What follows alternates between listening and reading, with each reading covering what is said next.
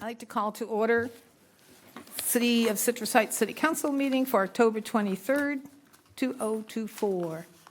And Councilmember Middleton, would you lead us in the pledge, please? Please stand. I pledge allegiance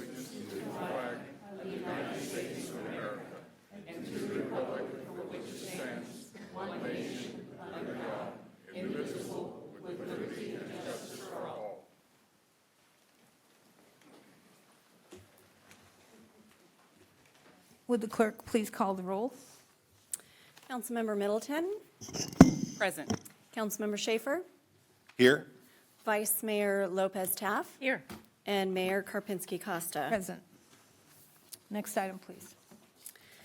This meeting of the Citrus Heights City Council is live and recorded with closed captioning. It is cablecast on Metro Cable Channel 14, the Local Government Affairs channel on the Comcast and DirecTV U-verse cable systems. It's also live streamed at citrusheights.net. Tonight's meeting replays on Monday, October 28th at 9 a.m. on Metro Cable 14. This meeting will also be available for viewing on the city's YouTube channel. Next item, please. Next item is approval of agenda. Move for approval. Second. Moved by Councilmember Schaefer, seconded by Vice Mayor Lopez Taff. All those in favor say aye. Aye. Unanimous.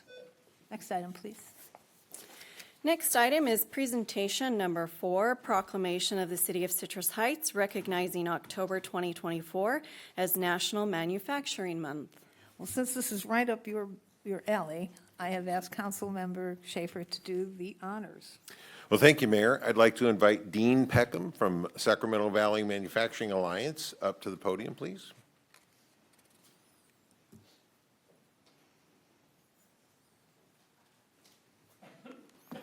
Hi, Dean. I'm going to go ahead and read this proclamation, and then if you want to make a comment, we'll come, and then after that, we'll come down and take some photographs. Okay, that'd be great. Thank you very much, Tim. Okay. All right. It's a proclamation of the City of Citrus Heights recognizing October 2024 as Manufacturing Month, whereas Manufacturing Day is celebrated nationally on the first Friday of the month of October to showcase the manufacturing innovation and facilities in an effort to educate the community about manufacturing career opportunities and commend Made in America production. By the way, we had planned to do this on the 9th, but Dean was not available. I'm sorry, he was Okay. taking care of arrangements for his father, so sorry for that. Appreciate that. Thank you. Whereas manufacturers provide over 40,100 jobs in the Sacramento region and 13 million jobs nationwide, manufacturing is a very important industry in the United States, contributing nearly $2.65 trillion to the economy and accounts for about 10.3% of the nation's GDP.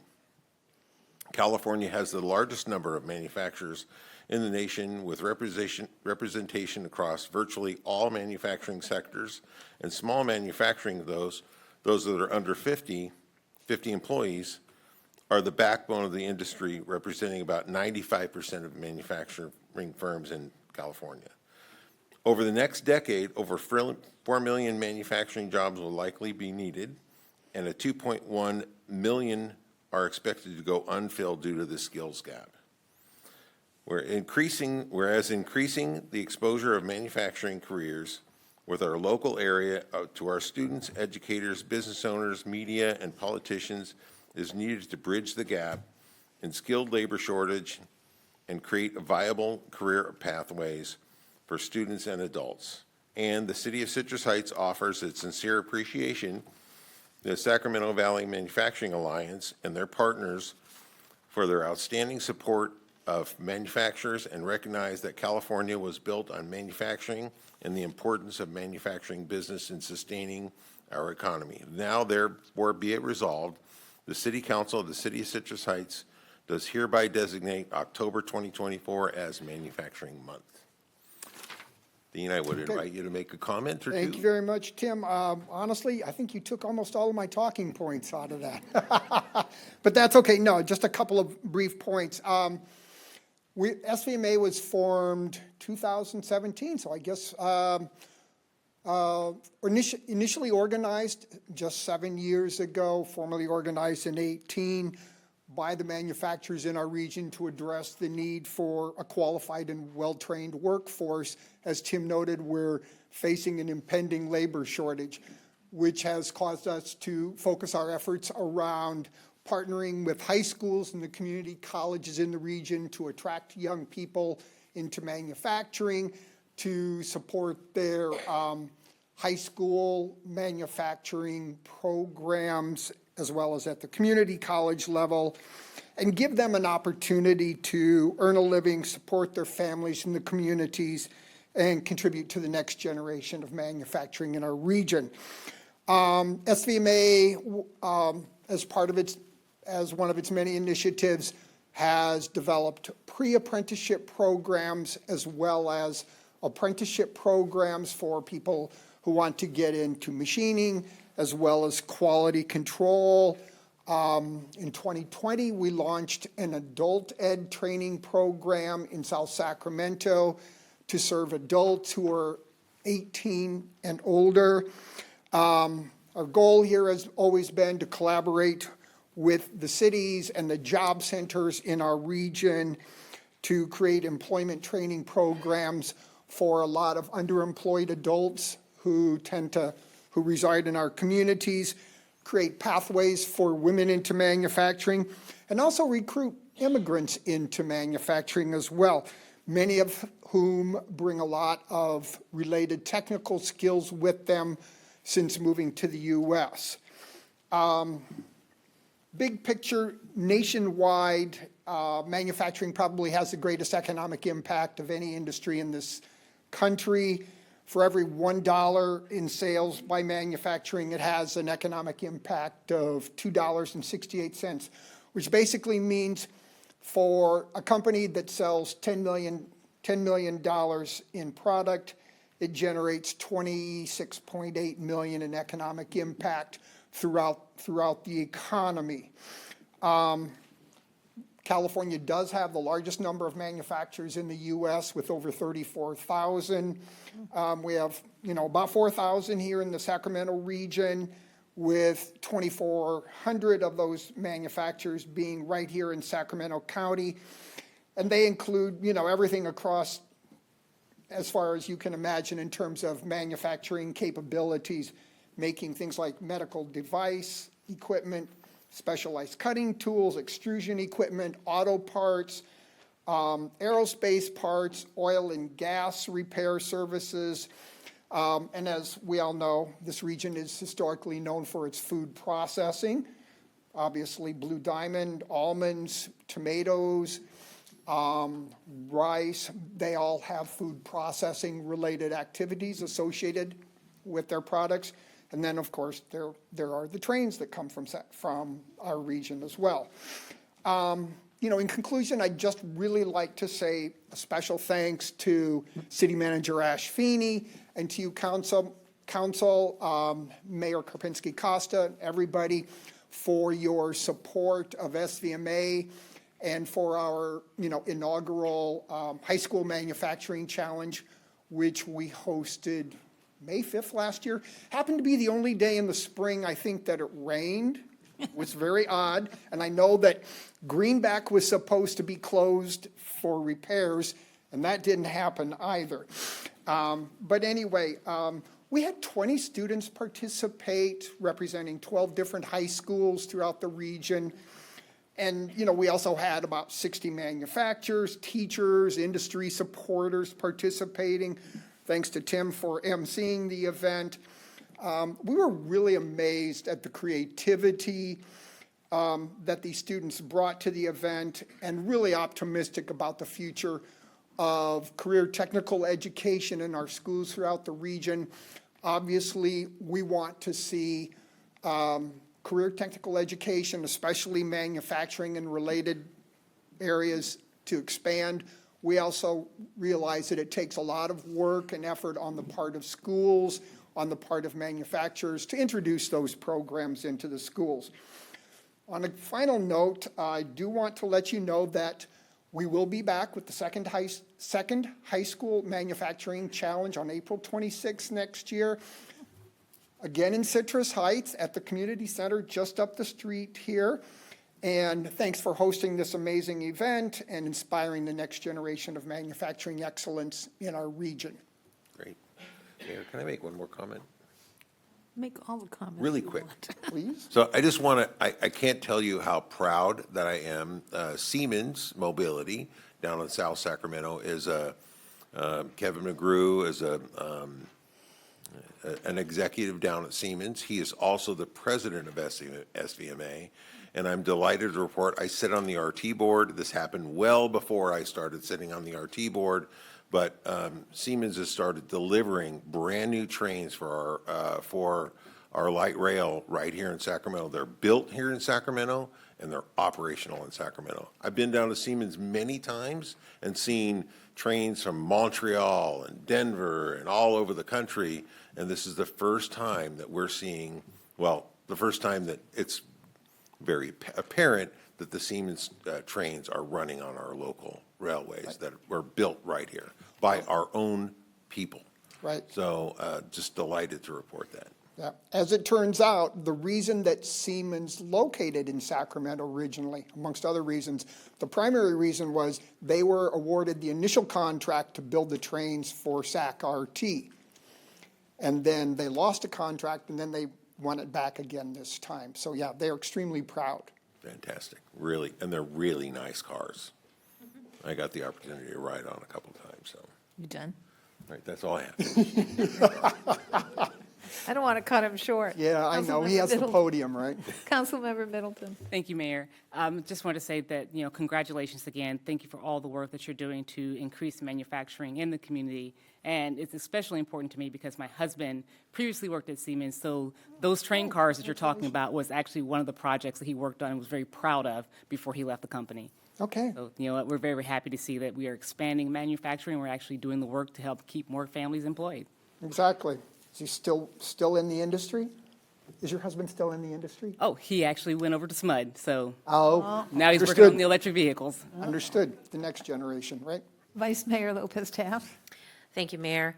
Thank you, Dean, for coming. It's good to see you. I was about to say, if you didn't mention the tic-tac-toe challenge, that, a dark and stormy day was the last time we saw you, and Right. it was such a wonderful event. Even, braving the elements and all that, I think the students really got a lot out of your challenge, and I'm looking forward to what the theme is this year, because as I mentioned to you, my husband's also a mechanical engineer by education, and it's always fun to see what you can make with your own hands. And I think more students should be encouraged to see what they can generate from their own hands, and I think that's really cool that we get to see that in our community. So thank you. And anything we can do to support you and San Juan Unified School District to promote career technical education in the schools, we're right here with you. Trust me. Here, here. Thank you for coming. Sure. Thank Photo you so time. much. It's photo time.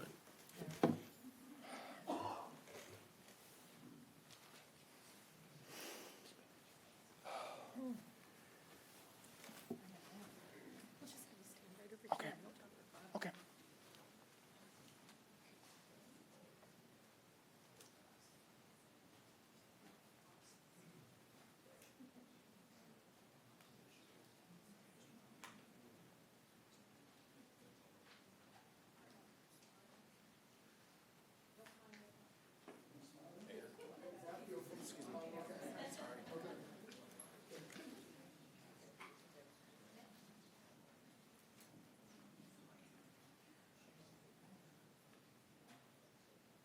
Great, thank you.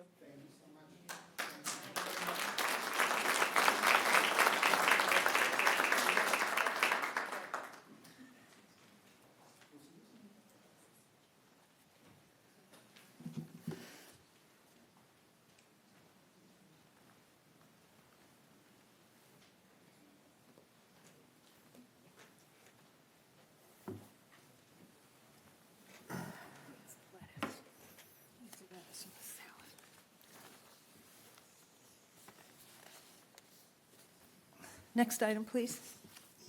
Next item is presentation number 5, proclamation of the City of Citrus Heights recognizing October 2024 as National Disability Employment Awareness Month. And we have 2 organizations here tonight to accept the proclamation. And I've asked Councilmember Lopez Taft to read this one, since she has some connection with those people. Absolutely. Thank you so much, Mayor. I'd like to invite our 2 local organizations, Pride Industries and Progressive Employment Concepts, to our podium.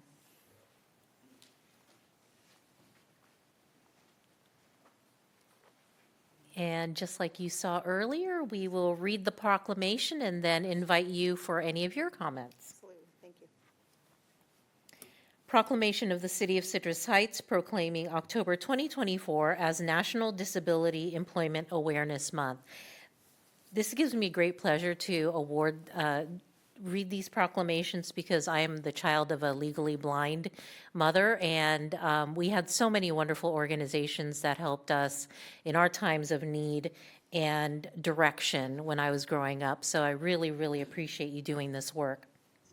Whereas individuals with disabilities are an important, vital part of our community as valued workers, civic leaders, business owners, veterans, family members, and friends, and they are innovative and valued contributors in the workplace, the classroom, and the community. And whereas the purpose of National Disability Employment Awareness Month is to educate about disability employment issues and celebrate the many and varied contributions of America's workers with disabilities.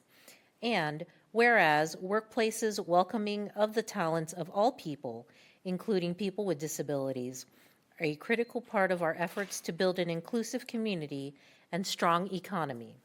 And whereas the City of Citrus Heights is committed to ensuring that city programs and employment practices effectively serve and benefit persons of all abilities in order to support individual dignity, self-reliance, and productive lives for all people.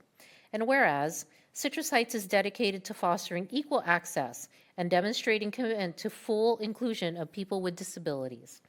Now therefore be it resolved that the City of Citrus Heights does hereby proclaim October 2024 as National Disability Employment Awareness Month and urges all citizens to recognize the accomplishments and contributions of persons with disabilities throughout our community.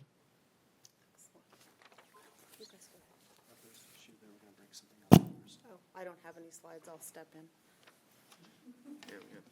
No slides for me.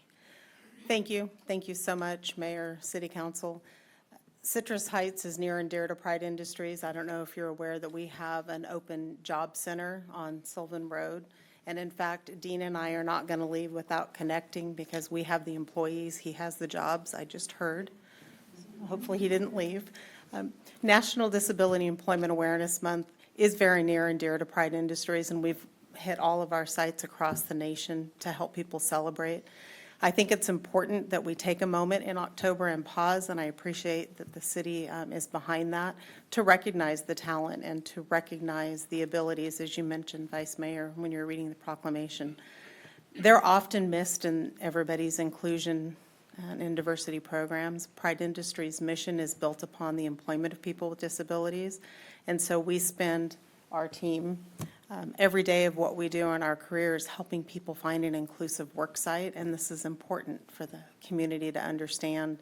Not only is it an untapped labor force, so many people looking for work. There are 60 million people with disabilities of working age in the United States, and we only, we want to employ, I don't know, maybe a couple million in Citrus Heights, and we'll work on that.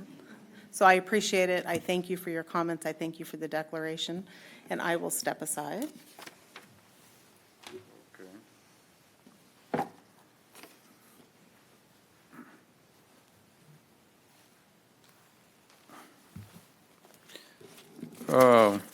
Good evening, everybody. My name is Robert, and I am happy to be here. I am not only a client, I'm an employee for Progressive Employment Concepts and also the UC Davis Mind Institute. This is my friend, Mark. So, Okay, so I work for Progressive Employment Concepts, and I was wondering, can you press, let's see, press play on that right there? See if it works. Progressive Employment Concepts is a social service agency operating under the name Community Employment Services, or CES, here It's in okay. Davis. Our agency supports people with developmental disabilities to live regular lives doing meaningful, valued, productive activities like working for real pay at regular jobs, volunteering, going to community colleges, and starting their own businesses. CES strives to connect the people we support to their communities and help bridge the gap to employment and meaningful opportunities. If you're an employer looking to hire quality employees, we can help you. If you're a person with a disability looking for support, we can help you. If you're a community member looking for local entrepreneurs to do business with, we can connect you. To find out more about CES, hiring somebody we support, the entrepreneurs we work with, or about donating to support the work we do, we would love to talk to you. Stop by our offices downtown at 105 East Street or follow us on Facebook. We're also at 6060 Sunrise Vista Drive too as well, so. Right. You know, if you scroll down there, it's a beautiful website. I'm not going to bore you with all the details, but it goes through our, if you just scroll, yeah, there you go. It goes with our mission, our vision, Right. our values. Oh, look at that guy. He looks familiar. Looks familiar, huh? He's actually going to Washington coming up in a couple of weeks through the Actually, work next job. week. Through your job at the Mind Institute, right? Yes, my job at the Yeah. moment. So if you keep on going through, it goes through our different values. You're all speed readers, right? I thought so. Yeah. Oh, the donation stuff, you need to worry about Can you that. make sure you speak into the microphone so sorry. the people online can hear you? Oh, sorry about that. Okay. So you can see here, our website goes through basically who we are and what we do. I've been working for the agency for, oh gosh, how long is it now, Robert? Almost. 15 years? Going on in 15 years. 15 years. And I do direct support services. I'm also a trainer and mentor for other community development specialists. This here is Robert, and he is an integral part of our agency. He is our self-advocate and does a lot of our, keeps up on our current events and kind of keeps everybody kind of in tune with what's going on, not only here in the local area, but like, you know, statewide and internationally. And I can't say enough about Progressive Employment Concepts. It's such a great organization. Like Carol said, we work on individualized employment.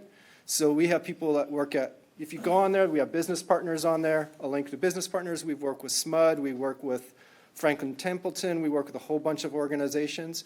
Like I said, we do have Davis Mind Institute. yeah. And we have volunteers who also work in the community. We have one individual I work with who's actually worked with the police department for over 12 years. So, and we're very involved in the community. You've probably seen several of us at different events. We know Ashley on a first name basis, which is kind of a neat thing. So yeah, I can't sing enough about Progressive Employment Concepts and what we do. And you know, we're always, We also anything have- else? We also have one individual who works for Zsa's Doggy Daycare. So, A lot of things locally too as a well. lot of things locally. Well, thanks so much for having us here, and we really appreciate accepting this proclamation along with Pride Industries. Thank you. Councilmember Middleton, comment? Yes, I just want to say thank you all so much, and we're happy to recognize the awareness for, advocating for those with disabilities. As many of you in this audience know, I have a son who has a disability. He's many years away from employment, but I keep I keep a close eye on on everything that goes on, because I understand how difficult it is for these individuals to be seen and to be heard and to be recognized for the value that they actually bring into our community. So thank you so much for your tireless efforts. It's very important. Thank you. Thank you. Do you have something you want to say? Nope. Want to thank you for coming. Do you still serve with seniors too? Are you still, used to be, I think in the old days, seniors? We Yeah, do who have still seniors wanna with work. disabilities who we serve. Are you speaking senior aged or senior in high school? Senior age? Yes, in some of our day programs. Yes, that's good. I want to thank you for coming, and I want to thank our resident who brought this to our attention to recognize you. Oh, I appreciate that resident, whoever that might be. He'll be on the phone. Hodgkins. That was Rick Hodgkins that brought Yeah, it. Rick Was it? Hodgkins. Thank you, Rick. It's important. He's online. That's why I wanted you to be speaking into the microphone so he can hear you. sorry. He's a blind man, you see. Oh. So hearing is everything for him. Please also check our website frequently. And services, we are actually coming up with some new services that I can't go into detail right now, but we're trying to expand our services to not only with people who are, from 20 or so onwards, we're also working with people who are a little bit younger too as well. So we have a lot of stuff in the works. So please check out our website for more information. And if in the course of the time you ever need any of us for anything to help you with, any grand openings, we're here. Awesome. All right. And feel free to gather your teams for our pictures. Excellent.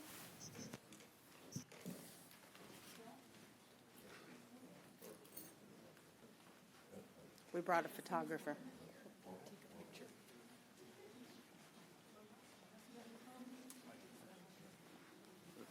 How about I go first?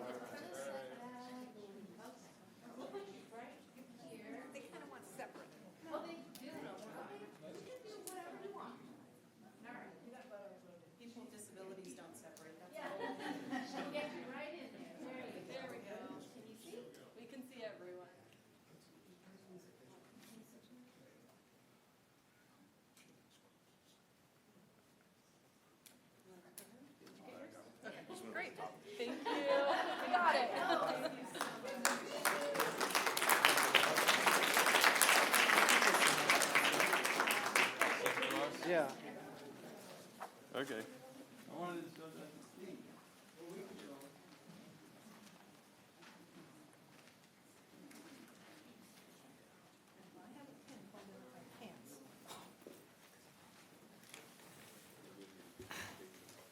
Hopefully I don't have to get up again. Okay. Next item, please. Next item is public comment, and if you wish to address the council during the meeting, please fill out a speaker sheet and give it to myself, the city clerk. When you are called upon to speak, step forward to the podium and state your name for the record. Speakers are limited to 5 minutes each, and the mayor has the discretion to adjust the allotted time. There is a countdown display that will flash red at the end of the allotted time. Consistent with the Brown Act, the council is prohibited from engaging in a discussion or taking action on any item not appearing on the agenda. And at the conclusion of the speakers that are here in the audience, I do have a couple of written comments that were received prior to 4 p.m. that I'll read. Would you like to start with those? The public comments that you We can have? take the ones from the audience if you wish, and then I can read those after. Okay, whatever you like. I would like to call Mr. David Shelton, please. Good to see you again, David. My name is David Shelton, and I want to thank the council, the mayor, the vice mayor, the council members for letting me speak. I think it's important when you're allowed as a member of the community to speak to your leaders that are elected. This is the 14th week since I made my first presentation after the 4th of July. It's 11 weeks until the next 4th of July, which we call New Year's, which will be something I'm concerned about, because New Year's is different from the 4th of July. New Year's, they have these thing called guns, and they shoot them up. They don't point them at the ground. And we have this thing called gravity.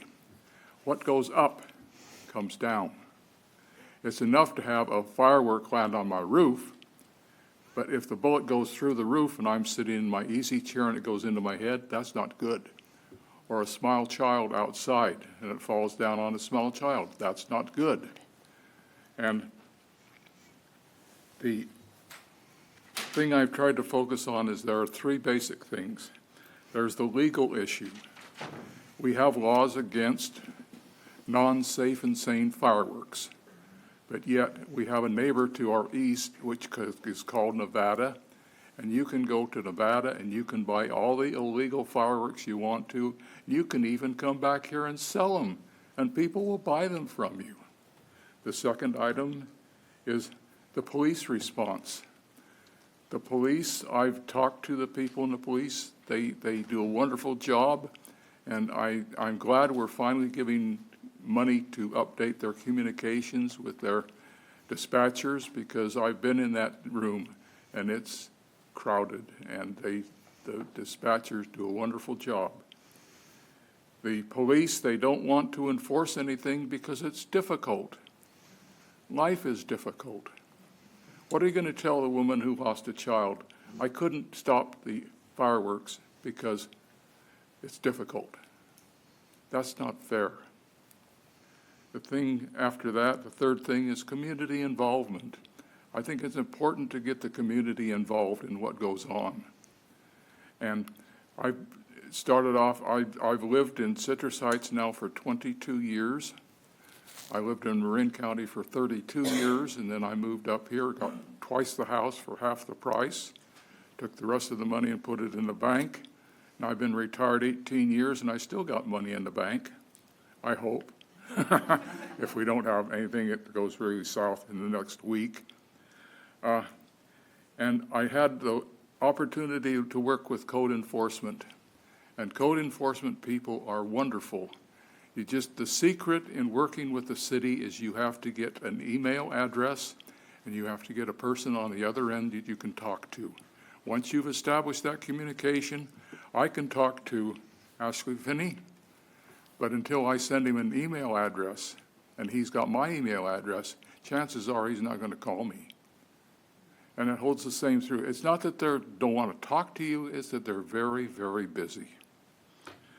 And so I have been looking at the end of each of the meetings for something that the city manager put up on fireworks, and I've seen nothing. Now, there is a comment from the governor. He doesn't like fireworks going off in our state, but I think it's a lot more critical in Southern California than it is up here. If you go to Southern California, it's a whole nother world, a completely other world. You can't believe the people down there. And finally, there's the city council. The council, I thought we would see something, and I'm hoping that since we've only got 11 weeks, and the way the system works is they have to present something, it has to be agreed to, it has to have a first reading, it has to have a second reading, and then it can be voted upon. That takes time. We only have 11 weeks. And trust me, I'll be back on New Year's because I think it's important. I don't want the city to burn my house down, and I don't want yahoos to kill children. Thank you for your time. The next speaker is Cynthia Roberts.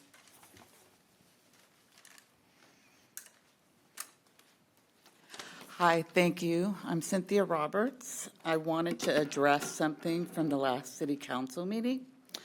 The Lincoln Highway project was not a collaboration of a neighborhood group in the city.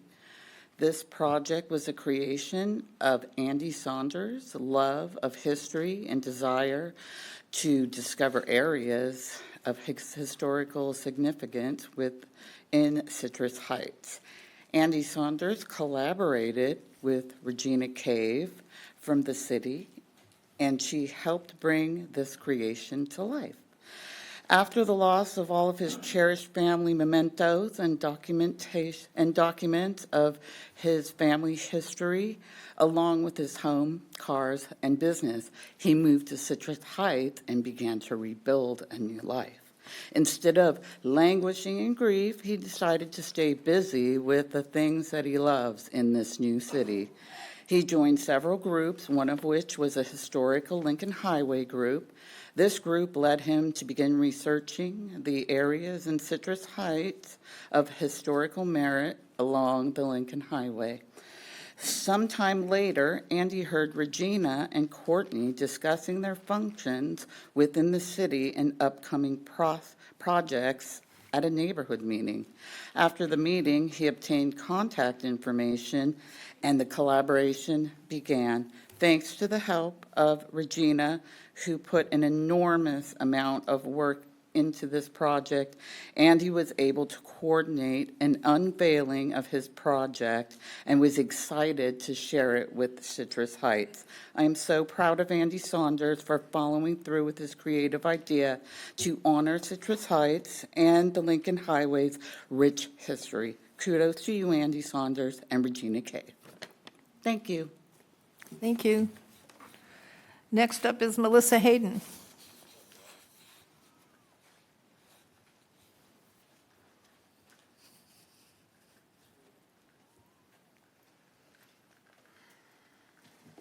Hi, guys. So it's been a little while. We've had a few things happen. And, you know, I work with trapping, neutering, and releasing cats. Thank you. I want to give a big shout out to you guys for everything that has started and we're in the works of, you know, possibly a shelter happening. And you guys are hearing us. I've had a lot of great talks, visits, drive-arounds at locations. That's been wonderful. I got contacted by the commander to work inside animal control, and that was pretty special, I thought. Don't know why exactly I was supposed to do that, but the motive behind it, but it was very good experience. I was able to look at what the past animal control was and what the new animal control is. I think we need a lot of help. I have found a lot of interesting facts through speaking to a great friend of mine who was an insider and helped me. He was going to come forward to you guys with some of the facts that happened and inside animal control. Unfortunately, he is no longer with us, so those facts are with me and maybe anybody else he was able to share them with. Sorry. So there was a lot behind it. There is a definitely disorder in animal control. I'm not going to go into that. I believe the appropriate people have been contacted. If anybody would like to meet with me behind for coffee or anything to go over some of that, I wouldn't mind doing that. But I will say, I want the city to know, most importantly, that our animal control officers are devoted, enthusiastic, compassionate people. Our city manager, our city council, I know that each one of you do care about our animals' welfare and safety, and I appreciate that. Why I'm saying that out loud on TV is because I also work with the rescues and the community and the people. I have overheard every single person, why call animal control? They're not going to do anything. Why talk to city council? They don't care. The city doesn't care. We have no programs. Why can't they get us a TNR program? Why can't they help? So I want you to know that I'm trying to buffer all this out and let the city know I know the compassion is there. Do we have a speed bump? Absolutely. That absolutely needs to be fixed. And I hope that with the insight that I have learned, that can be fixed. And I do think that one and foremost, one thing that me and my friend did talk about was the most important thing is getting TNR clinic. If we can, I understand the building, this is not the right time exactly to talk about it, but there are two buildings, so I'm putting the hint out there of something we discussed together, is using one of those buildings as quickly as possible to turn it into a clinic. We need a TNR clinic in this city so desperately because one, our trappers are out of this county and they don't want to, or city, I'm sorry, excuse me, out of the city of Citrus Heights, they don't want to help anymore because we aren't helping ourselves. The rescues have all been turned down. All of our vets offices have contracts were diminished in such a horrific way So we have no rescues that want to work with the city, no veterinary offices that want to work with our city. We need a TNR clinic, because if we do get this shelter 2, 5, 10 years from now, you're going to have the most mass amount of cats on your hands. You will fill that shelter overnight, because they are breeding right now in every neighborhood. The city put me on a homicide/arson house where there were 16 cats that I worked by myself. Cost me a fortune. But I got all 16 cats TNR'd. 14 of them were able to be rehomed. I did not get any help from our city whatsoever on that, and that all came out of my pocket, and it's really disappointing that it's up to us, our community, to make this place better. I do also want to say 14 of those were females, and within 1 year, there would have been over 210 cats at that one house had I not gone up and had those TNRs done. So respectfully, please consider a spay and neuter clinic as soon as possible. Thank you, Melissa. Next speaker, please, is Lisa Taylor.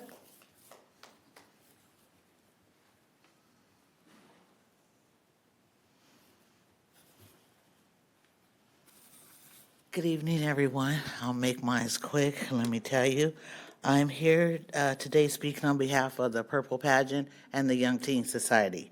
You guys blessed us with a grant, so thought I'd keep you a little up to date as to what's going on. The Purple Pageant Queens are working hard. We're getting girls signed up for our Young Teen Society program. The orientation will be December the 29th.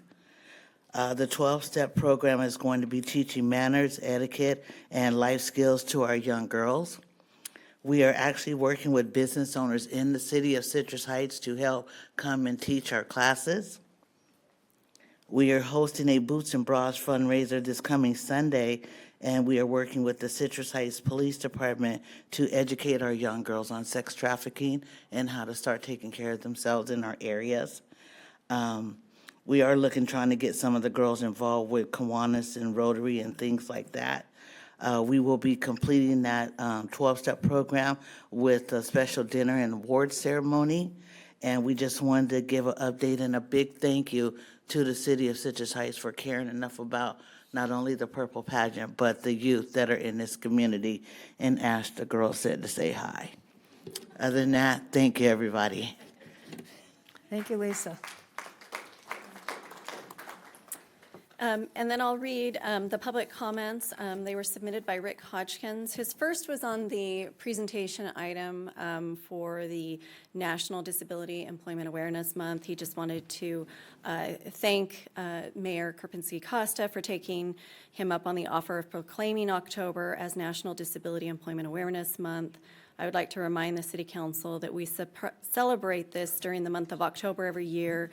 And I would also like to remind the City Council that we have two very important employment agencies, one of them which is based out of Citrus Heights. It's called Progressive Employment. And so once again, he just wanted to say thank you for that proclamation. The next public comment he had was just general public comment. He stated he was, as I was out yesterday picking up pieces for a Halloween costume at Spirit Halloween, and then picking up some small items at Walmart Neighborhood Market, the person I was with noticed that across the street at the Sunrise Mall, that there was a carnival being set up, and they are here. He asked if they are here through Halloween, and if so, what were the hours and prices. So staff has reached out to provide that information to him regarding the permit that was pulled for that event. Then the next comment he had was on item 8, which was the Office of Traffic Safety Grant that's on consent. He states, I realize that this is on consent, but I wonder if this will include pedestrian safety, because as I pointed out, I would be crossing the street at Antelope and Sunrise or any other intersection here in Citrus Heights, and cars will block my path within the crosswalk. And so if this includes pedestrian safety along with safety for motorists, then I will support this. And his last comment was on consent calendar item 10, which is the Capital Replacement Fund for fiscal year 24-25. He states this is definitely worth supporting, not only for IT, but also for facilities, because you never know what the homeless are up to if they might vandalize the outside of facilities. I support it. And that concludes his written public comment for this portion of the meeting. Thank you. Mr. Churchill, do you want to do now, or do you want to wait till item 14 gets called? After item 14. Okay. Next item, please. Next item is comments by council members and regional board updates. Oh, what you been up to, Councilmember Middleton? Thank you, Mayor. Let's see. Saturday, October the 12th, I presented a proclamation that was signed by the mayor to Grandmaster Clinton Robinson at Family Taekwondo in Citrus Heights. It was really great. They did a public safety demonstration. I've got to see all of these kids from various ages, from like small as 5 to as old as 17, wielding actual weapons, which was very concerning to me as a mother. But they were cool. It was all right. Nobody got cut or anything. But Grandmaster actually began doing this in 1975, and many folks know that Family Taekwondo Plus has been in our city for many, many years, and I'm good friends with the owners. It's so important to have opportunities for our youth to have access to things to do other than playing video games. So as a result, I'm signing my kid up to do the same thing because he plays video games way too much. October 16th through the 18th, I got a plaque and a gavel because I am no longer in any leadership roles with the Cal Cities. We went to annual conference. So glad to go there with my colleagues, and I'll keep it short because I went to a lot of different sessions, but there was one that really stood out to me, and it was on public safety. There was about modernizing law enforcement through technology, and they were talking about real-time concepts, so RTACs, and they use live data to improve police response, make officers more visible and trusted in the community. And they talked about what everyone wants to know about, which is funding. And the city that did it set it up for about $1.1 million. But the staffing they used with the current staffing they already had, they have a training simulator that's aimed at reducing training costs and lawsuits while increasing officer preparedness and community engagement. But the community impact was the most important piece of this. There's enhanced training and real-time tracking that builds trust with the community and led to more cooperation and improved case resolution rates. And I think that's something that we can really look at in Citrus Heights to kind of expand upon, if possible, in the future. And hopefully, I'll share this information with Chief, and he can do whatever he does because he knows law enforcement better than I do. I just know that I'm safe in Citrus Heights, and you guys are safe here, so that's what's important. And Friday, I have a Metro Cable meeting, but that's not till Friday, so you have to wait till next time to hear about that. Thank you very much. Councilmember Schaefer. Thank you, Mayor. So on the 14th, I had an RT board meeting. As I previously reported, they were looking for a public-private partnership to kind of do first mile, last mile for really this is geared towards transit-dependent folks that have no other way to get around. And they were suggesting some of the ride app services. This would be Uber or Lyft or some of the other ones. Really determined that wasn't really a super viable option because they didn't have the ability to transport a motorized wheelchair. And so ultimately, they only had to look across there was a lot of brainstorming going on, but they only had to look across the river at West Sacramento, who's been using a service called Via for over 5 years. And they have vans that are specifically set up. They're like an Uber service, but they can transport motor chairs. So it looks like we're going to be proceeding on with a service to replace SmartRide. SmartRide has gotten really, really expensive. This going from SmartRide cost about $14 million a year to operate. It'll go down to $7 million a year using Via. So that is a pretty tremendous savings there. So, and then that was on the 14th. On the 15th, we all, well, not all of us, but a good part of us headed off to Long Beach for the Cal Cities training. We took advantage of it. They had sessions on ethics and harassment training, which is all we're all required to do. But they also had some planning workshops that I really enjoyed. It was the format was excellent. It was a really good conference. I really enjoyed just getting to know my. We actually don't get an opportunity to socialize out of the public setting or anything. So it was really nice to get to know Jane and everyone so much better. That we really, I've been on the council for 4 years now, and quite honestly, the Brown Act prohibits us from really getting very close, but nonetheless, it was really interesting to meet and work with. And we decided what happens in Long Beach stays in Long Beach. So we all got back on Friday night from Long Beach late. We got back about 8:30. And then about 8:30 the next morning, we were off to the Halloween festival. Some of us were there earlier. I got there a little later, but what an amazing event that was. It was great. The band did an amazing job in putting that whole thing together. It's grown over and over and over. Some of the classic cars were out there were really pretty amazing, and it was really a great event. And oh, by the way, while I was at Cal Cities, I had a SACOG meeting where we had some critical business to complete. We did vote and agree to do our portion to fulfill our AB 350 responsibilities, and that is greenhouse gas reductions and the like. So it's all boring kind of stuff, but nonetheless, so I broke away from Cal Cities to do that, and then on Monday, I'm part of RT. I'm now on the Capital Corridor Joint Powers Authority, which adds an additional track to the Capital Corridor coming out of Roseville and going down to the Bay Area.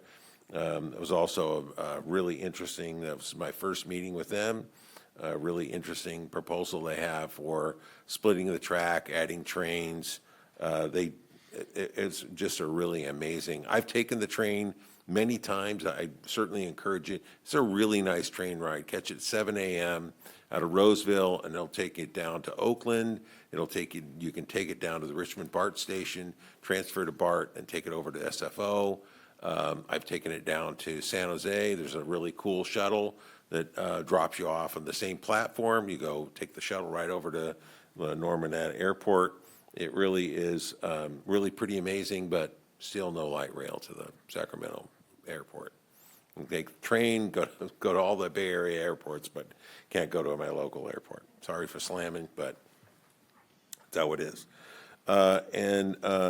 On yesterday, I had a meeting with GSEC, and this is a team that's putting together, near and dear to my heart, a game plan for really drawing precision manufacturing to this region. We already have a really strong, very diverse type of precision manufacturing, but this is really geared towards bringing some of the semiconductor business here. We have have 9 semiconductor manufacturers that are represented in our region, and this is to really go out and pull some of that work into our region and create a growth opportunity for us. So with that, I hope that's enough, but that's all I have. It's plenty. Vice Mayor.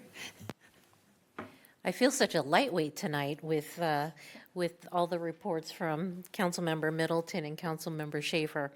I too went to the Cal Cities conference, and we collaborate to talk about what was interesting or important to us. And I think really what I realized what was most interesting to me is that the cities not only are involved and called to serve their cities directly, but we're also called and involved to work on policy committees. And there are 7 policy committees that we're asked to join up on. And while there are over 400 cities in the state of California that are members of Cal Cities, they ask about 220 individuals who are already serving in their local community to additionally serve on policy committees that speak to California legislative bodies on important issues that affect our everyday lives. And I think it's really important for everyone to understand, because I surely didn't, how much we're called upon to additionally serve. It doesn't just the magic doesn't just happen here. We are really actively working on our city's behalves to represent you well in the areas that concern our particular communities. So just to see that and hear those numbers coming out of individuals who already serve their communities in pretty detailed ways always inspires me and reinvigorates me to how important it is. And we have an election coming up. Your vote is your voice in how you feel about the community. Please vote. You still have plenty of time. We've got a nice pink ballot box here in front of City Hall. Use it. This is the way we get to hear you. So that was my big takeaway from Cal Cities. Thank you. And on that note, voting begins at our community center in person on the 28th. If you want to vote in person, or some people don't want to put their thing out in the front, you don't feel it's safe. What's this? Oh, okay. Well, I have been very busy. I don't know why. I've been busy. On the 10th, it's like the last 14 days since our last meeting, and I've had something to do on 11 of them. So I went to the STA meeting, and my vote actually counted. There's funding for a project in Sacramento region. I'm cutting this really short and simple. And so the choice to our board was, do we want to fund the I Street Bridge? Or do we want to fund a little project that's going to be county-wide, which includes a little project in Citrus Heights to help our intelligent streetlights, not streetlights, signals. So it went, one vote got the county-wide project over the I Street Bridge. So I figured that was me, Sue Frost, Polk and Sue. So we kind of got that done. So that's good. So we make that recommendation, I believe, to SACOG. I'm not sure where it goes next. On the next day, I went to the San Juan Education Foundation fundraiser. And that was very interesting. These are people who got $10,000 from our grant to fund $1,000 per grammar school for projects to connect the community to the students and parents. So we'll look forward to see what they come up with for that. That's their project, and there'll be more on that as those projects come forth. And then on the 12th, you guys went to Chip-In Day. Oh, that's right. You guys all went to chip. You chipped. They pitched in and chipped. I went to the Raptor Center. There's a Raptor Center at UC Davis where they house birds of raptors. And I just had never, it's only open twice a year for public walkthrough, and so I wanted to go see those. And I wanted to see barn owls, and it's a very beautiful, interesting place. And then Monday with the mayor was 10:14, and I had a few people, including David. It's always good to see you there. Went to the mosquito meeting on the 15th before I went to the airport. I went to the mosquito meeting, and the update on mosquitoes is West Nile virus mosquitoes are kind of on the down right now. It's kind of getting too cold for them at night. So we're pretty much, we still have a few traps out, but basically they're done. Our total, we had, wait a minute, 5,418 pools of Culex mosquitoes tested for West Nile virus. For St. Louis encephalitis virus, and 53 pools in Sacramento County and 64 pools in Yolo County were positive. The pool is a bunch of mosquitoes that come in a group, usually in one trap. Sometimes they combine traps. If there's not a lot of bugs in one trap, they'll combine them, and they call that a pool. We had 381 dead birds collected, and 318 of them were in Sacramento, and 65 of them were positive birds. This is a bird disease. 63 birds in Yolo County were collected, and 6 were positive. In human cases, we had a malaria that came from out of country, 2 malarias, one in Sac, one in Yolo. 2 in yellow, dengue. These are the diseases carried by the mosquitoes that I told you about before, about the mosquitoes that we had in Citrus Heights on Cadota Way. 17 of those ankle biters that bite you during the day that we didn't want to know about. They carry dengue. And then we even had a chikungunya in Sacramento. These are travel cases. They get them when they travel out of the country. Human deaths, we've had 10 in the state. I don't know if anybody died in Sacramento, but we've had 9 cases and 3 in Yolo.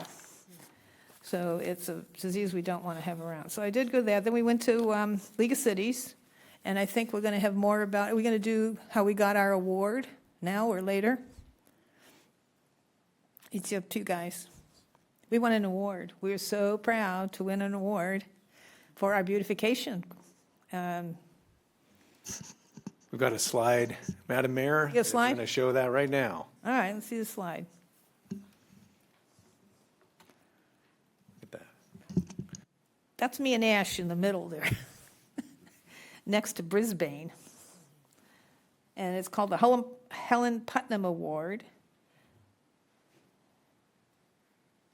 Let's see, there were 10 award winners for different categories, and our category was what was our category? It was Public Works and Infrastructure. Yeah, that's it.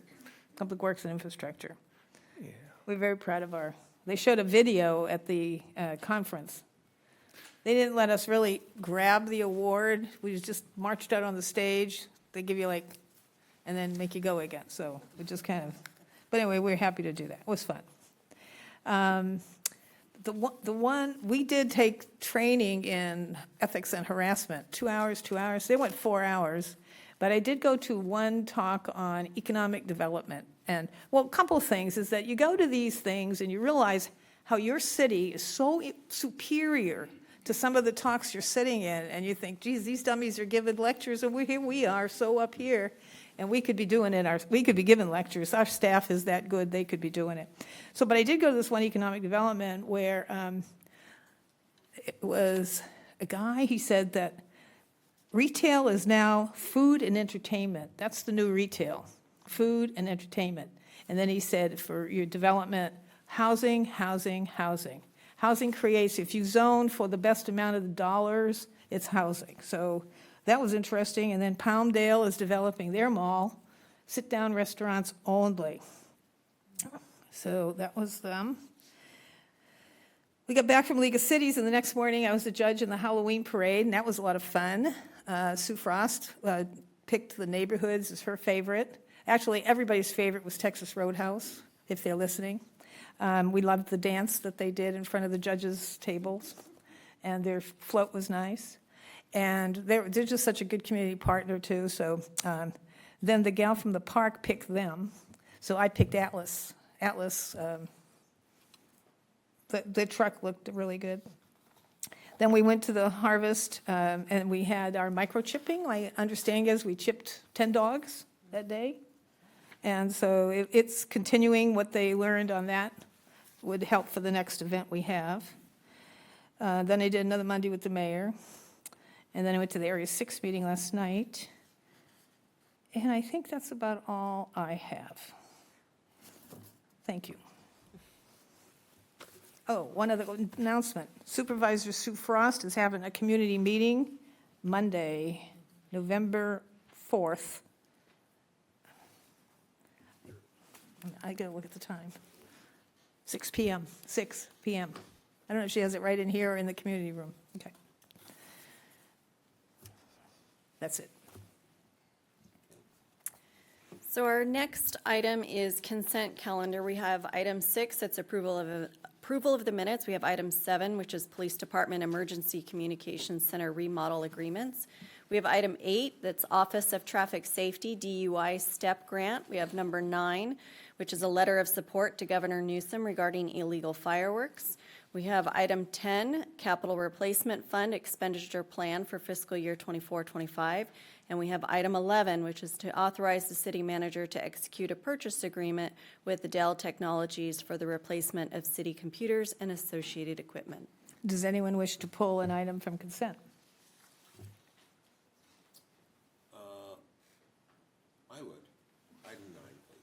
Item 9. Item 9. Can you move the rest of them? Yes, I'll move all the rest and just hold back item 9. So there's a motion for items Yes. 7, I'll do it. 8, 6, 10, and 11. 7, 8, 10, 11. Second. Seconded by Councilmember Middleton. All those in favor? Aye. Aye. Aye. Item 9? Item 9 is the letter of support to Governor Gavin Newsom regarding illegal fireworks. One of the reasons I wanted to pull that, I see our representative from TNT, and I see Dennis Ravel in the audience. Oh. And I would like to invite them if they'd like to speak on this item. I can't see that far. I can't see that. Thank you, Councilman Schaefer. Pardon me if I'm a little slow. I injured my hip recently. Appreciate the council's attention to this matter. Clearly, illegal fireworks pose a significant problem for the state. And in large part, the problem is the availability of these illegal fireworks immediately across the Nevada border. And hopefully this initiative, with the governor's support, will result in the California Attorney General and the State Fire Marshal communicating with Nevada, their counterparts in Nevada, forming a joint illegal fireworks task force, and eventually getting the Nevada and California legislature to approve an interstate compact that would impact California residents' ability to buy illegal products and bring them back into California. I just want to say that, number one, this is the first time we're meeting in person because every other time has been on Zoom. You're taller than I expected. But I appreciate your tireless work that you've done on fighting illegal fireworks. It really is it's a public nuisance and in a very big way and dangerous. And I fully support, and I'm not a big fan of Gavin Newsom, but hey, let's work together where we can. And I like this. I like the letter that's been written. And would you keep us apprised of what happens? You know, Definitely. if he signs that letter, let us know. Definitely. Thank you again. Thank you. Going to move approval? I'd like to move item 9, please. Second. Who seconded? Seconded by Vice Mayor Taft. All those in favor say aye. Aye. Aye. Any other public comments on consent items? No, Okay. not for consent. Then we move on. The next item is public hearing, item number 12. The subject is review final 2025 draft annual action plan and funding recommendations and 2025-2029 draft consolidated plan for the Community Development Block Grant Program.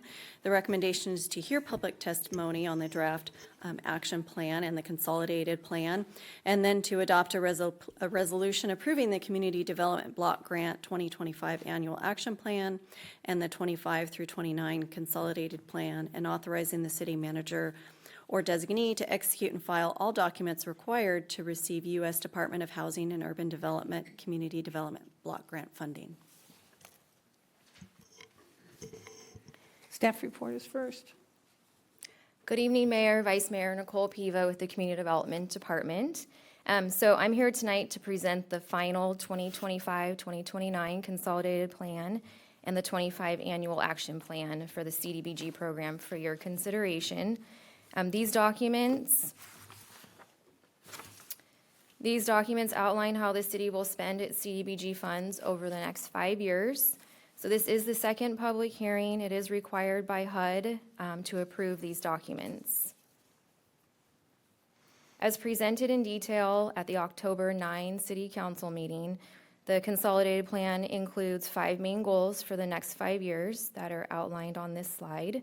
These goals are meant to reflect the community needs while being broad enough so the city can be flexible to fund a wide range of activities as the city needs change. In addition to the 5-year consolidated plan, the public hearing also includes funding allocations for program year 2025.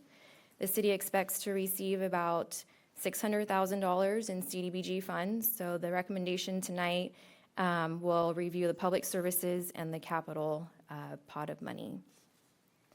The city plans to allocate the maximum amount of funds available to public services, which is the $90,000 here in this table. Although the city was not able to fund all of the request, the recommendation is to fund 4 of the public service activities. The activities selected for funding will provide a wide range of services to a vulnerable population in our community, including the after-school program, senior meal program, the Renters Helpline, and the emergency food closet. As we discussed during the last meeting, the committee, the recommendation is not to fund Jake's Journey Home for funding at this time, as we currently have a contract with the County of Sacramento Department of Homeless Services and Housing to provide a street outreach program that Community Health Works operates. In addition to the public services, the recommendation is to allocate $390,000 to the Pavement Preservation Improvement Plan. This is in partnership with General Services. This project will consist of accessibility improvements, installing missing and repaired damaged sidewalks, installing ADA-compliant pedestrian ramps, and these are going to be locations throughout areas 1, 2, 3, and 4. In addition, we like to recommend reallocating the 24 residential street resurfacing funds to the 25 pavement preservation improvement plan. So that is a total a little over $771,000. The city has issued home repair loans using CDBG funds over the last several years. When the city receives loan repayments, these funds are deposited into a revolving loan fund that will be used for future home repairs. So we have revolving loan funds and some unexpended prior year funds, and we like the recommendation to use that money to fund the critical home repair grant program.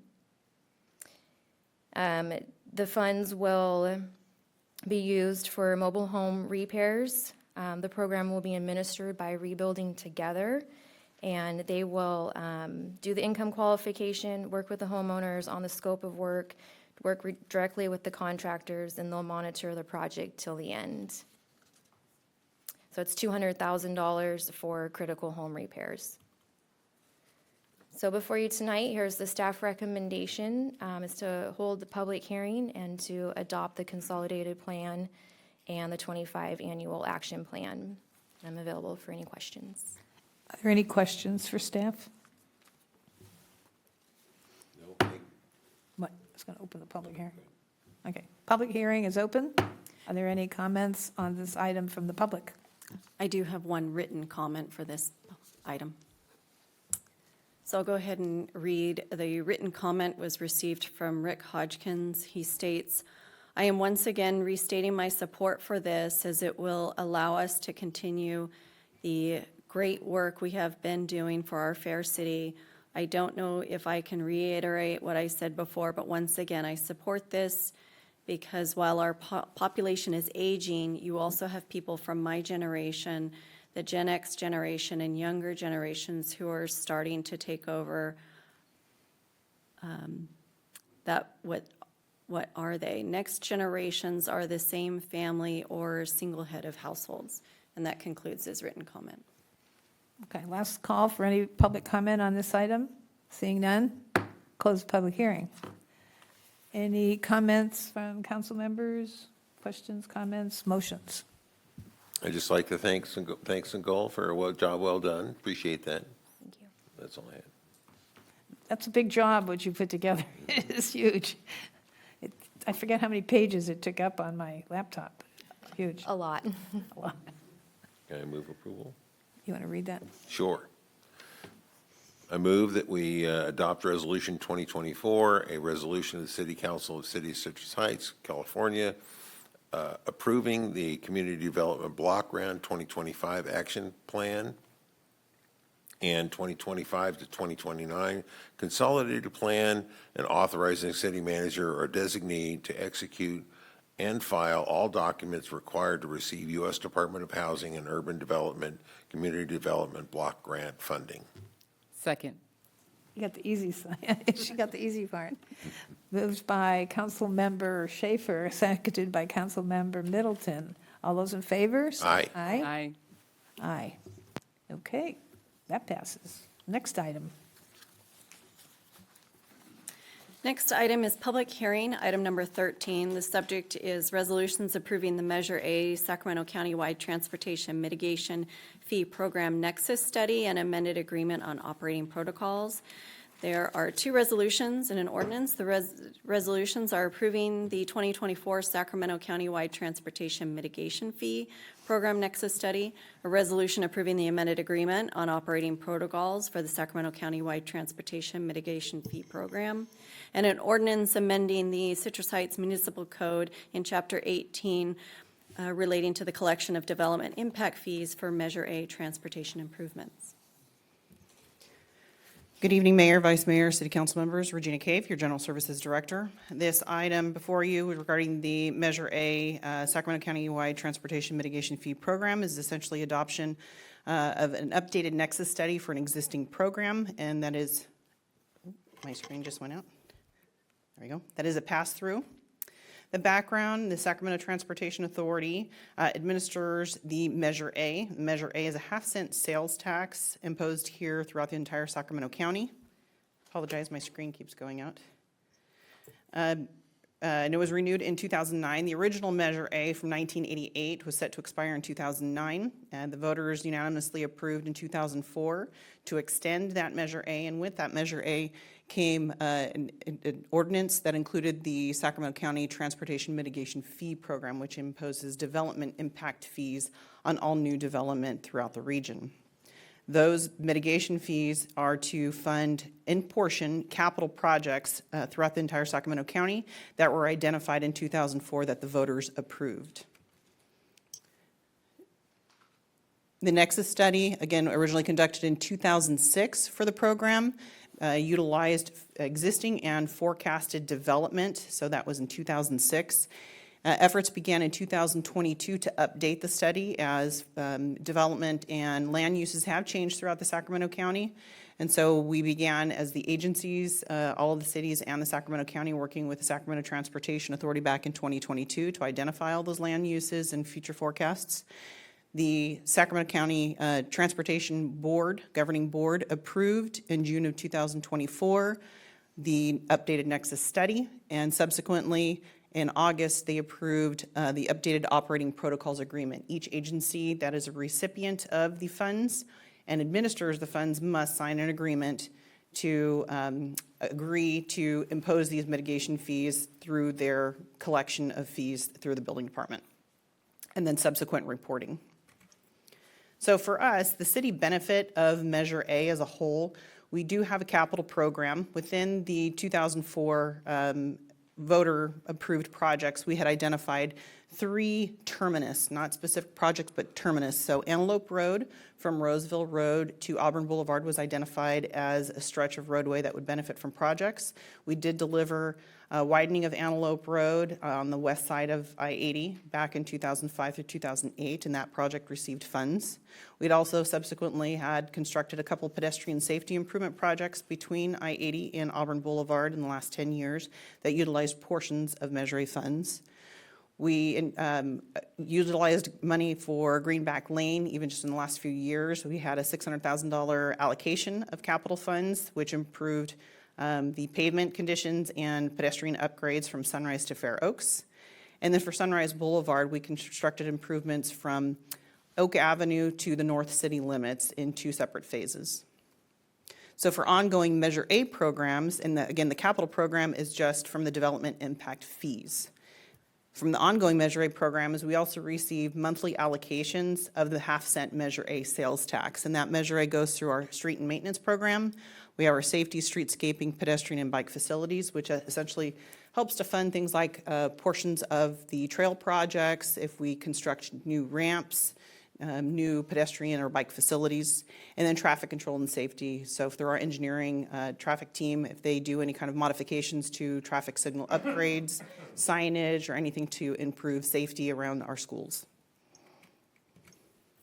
So the recommendations are to adopt the resolution, approving the updated mitigation fee Nexus study, approving the amended operating protocols agreement, and then introducing by title for the ordinance inclusion into the city's municipal code. and I will take any questions. Are there any questions for Regina?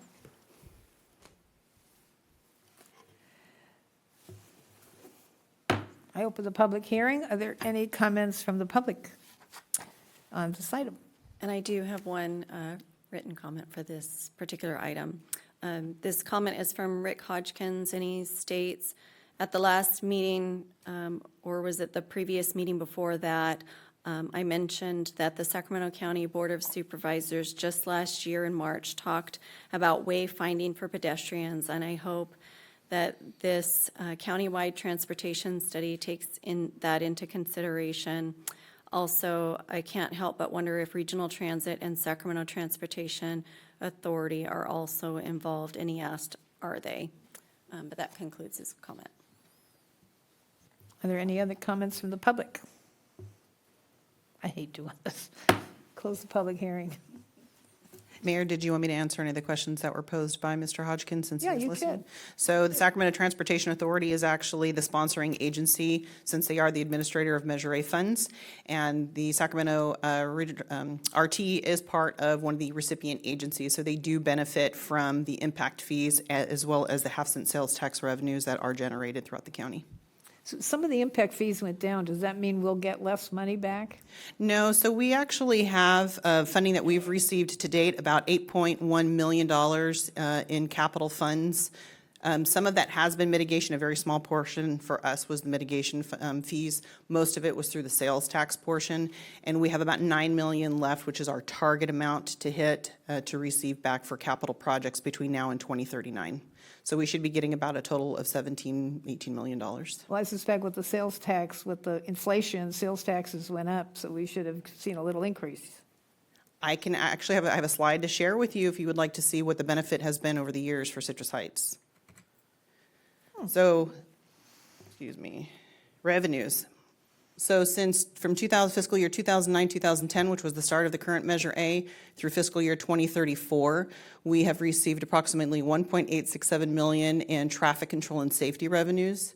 We've received a little over $4 million in bike and ped safety revenues, $29.2 million in street and road maintenance, and then $8.4 in capital funds.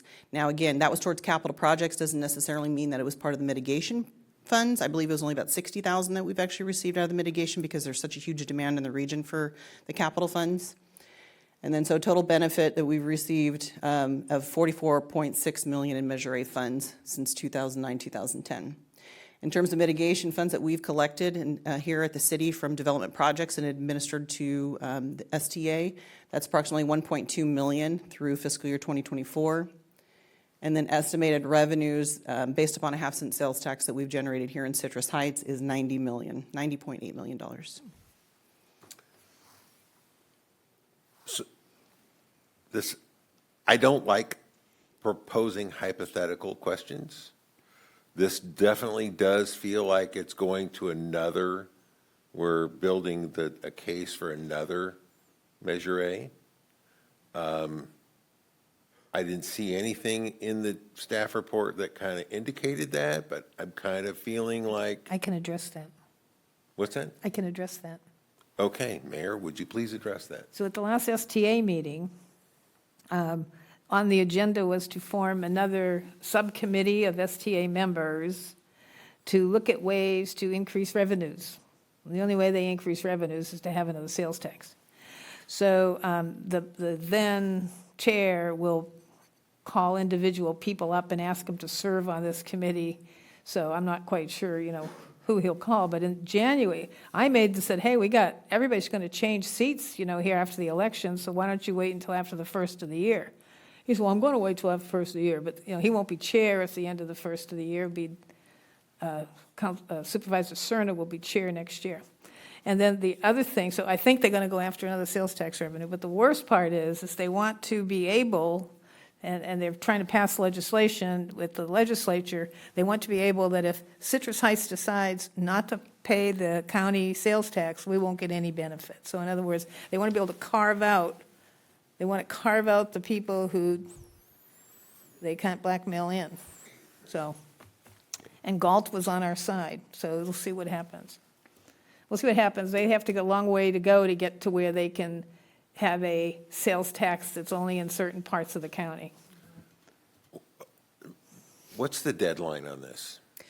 So between this meeting and then we meet again in 3 weeks to codify, and then there's 60-day hold, so we can start implementing this in January. Now, keep in mind, again, this is already an existing fee program, and looking at the Nexus study, you can see the fees that are proposed. They're actually equal to or less, majority of them equal to or less than not only what the cap is, but what we are currently collecting. So the fees will actually go down. So I've had 5 days, 4 or 5 days to digest this. I would like more time.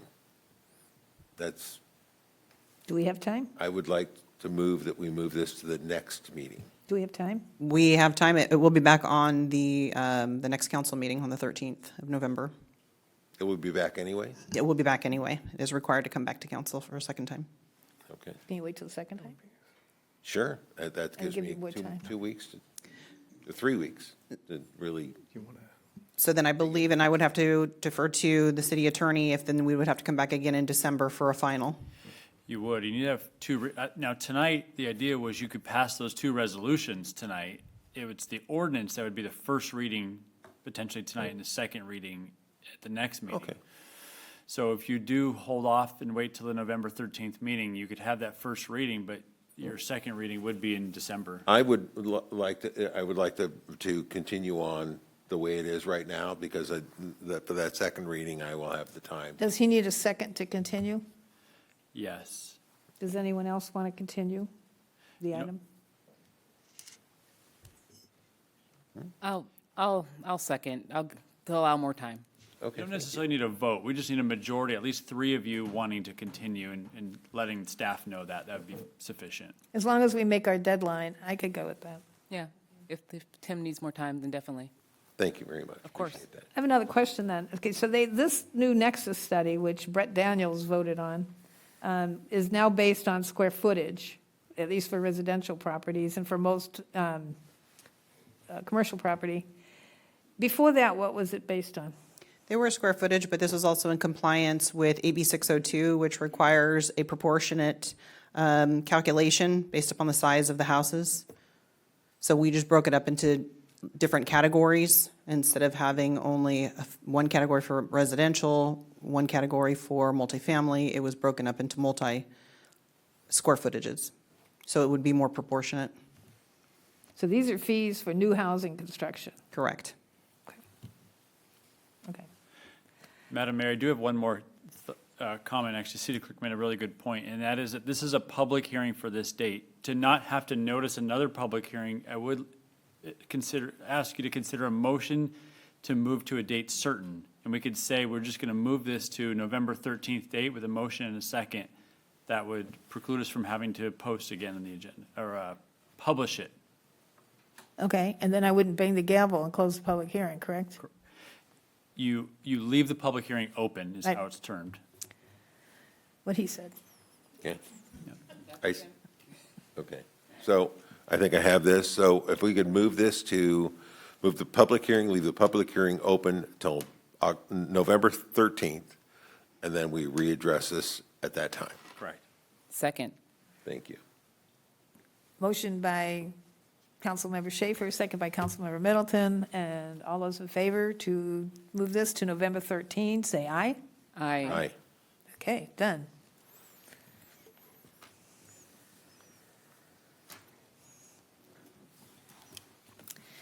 So our next item is regular calendar, item number 14. The subject is Memorandum of Understanding, Citrus Heights Veterans Memorial Project. The recommendation is to adopt a resolution to enter a memorandum of understanding between Citrus Heights Veterans Memorial Project, a 501c3 veterans organization, Catholic Funeral and Cemetery Services of the Diocese of Sacramento, and the City of Citrus Heights, a municipal corporation, for the purpose of constructing a veterans memorial. I have two speakers on this item. Is there a staff report first? Good evening, Madam Mayor, Vice Mayor, members of the council. Ashley Feeney, your city manager. It's a privilege to introduce this item. It was an item that was assigned to me as part of your strategic planning retreat. So as City Clerk Van mentioned, the request tonight is to authorize the City of Citrus Heights to enter into a memorandum of understanding that'll lay out the roles and responsibilities amongst three entities, which I'll describe in a couple of slides here, related to the potential construction of an approximately an 80% scale replica wall of the Vietnam Veterans Memorial in Washington, D.C. By way of background, it's a neat story. I mean, the council's familiar with this, and it kind of has some parallels to, the city's incorporation effort. I mean, when I think about this project, I think about the city, which is really kind of founded on dreams, vision, people coming together, and perseverance. And that's largely kind of how this started. Paul Reyes, who will be one of our speakers tonight, came forward to the city with a request for a History and Arts grant application for a vision of Bring the Wall That Heals to the city of Citrus Heights. This council went ahead and funded a grant for a History and Arts grant that helped bring some funding to that effort. And the Wall That Heals came to the city of Citrus Heights and was in Rush Park in the spring of 2023. And it was widely attended from many in the community and many within the region.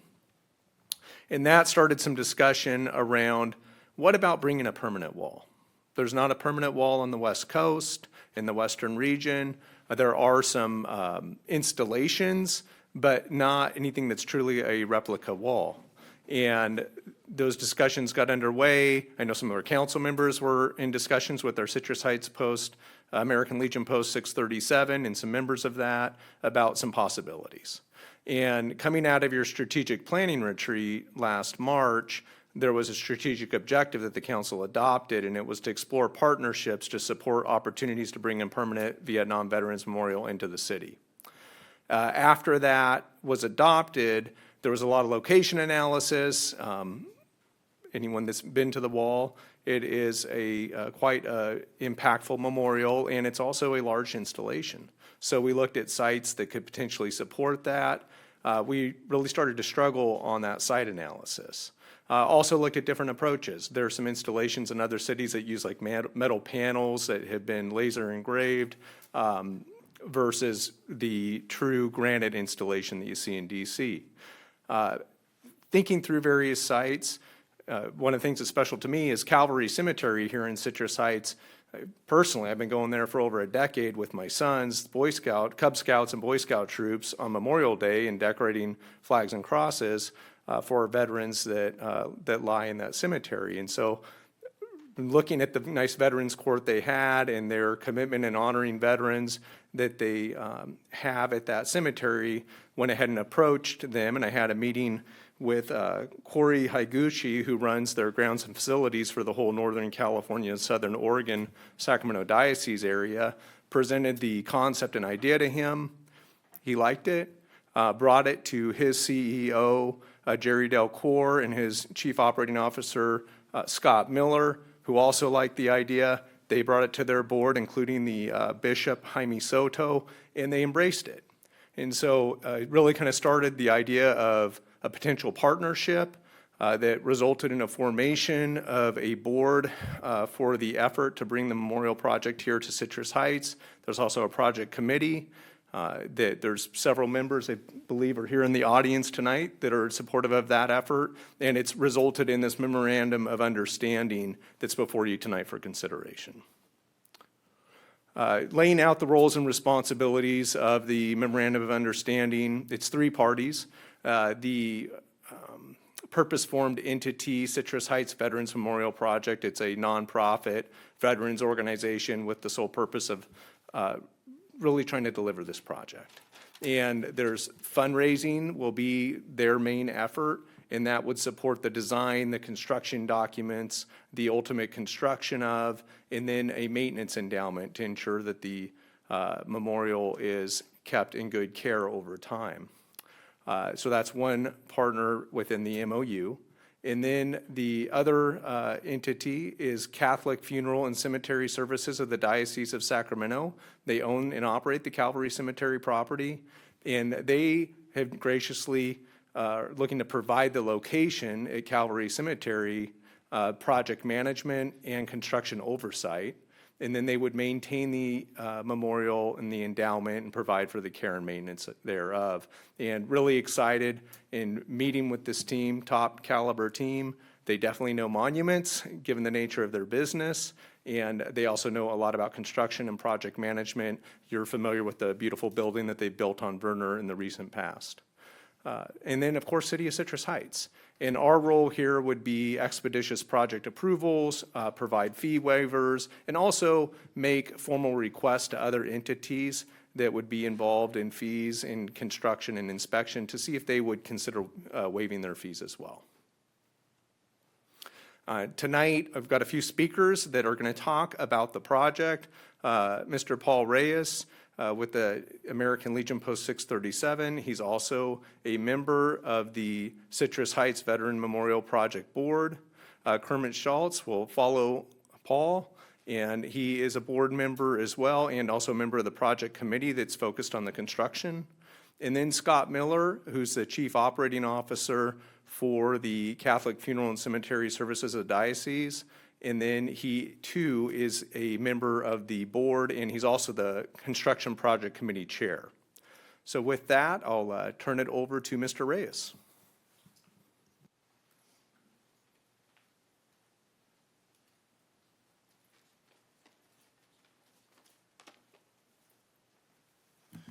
Mr. Mayor, Vice Mayor, council members, first of all, to my left and behind me is my good friend and brother-in-arms, Kermit Schultz. When he talks about this project, he gets a little emotional at times.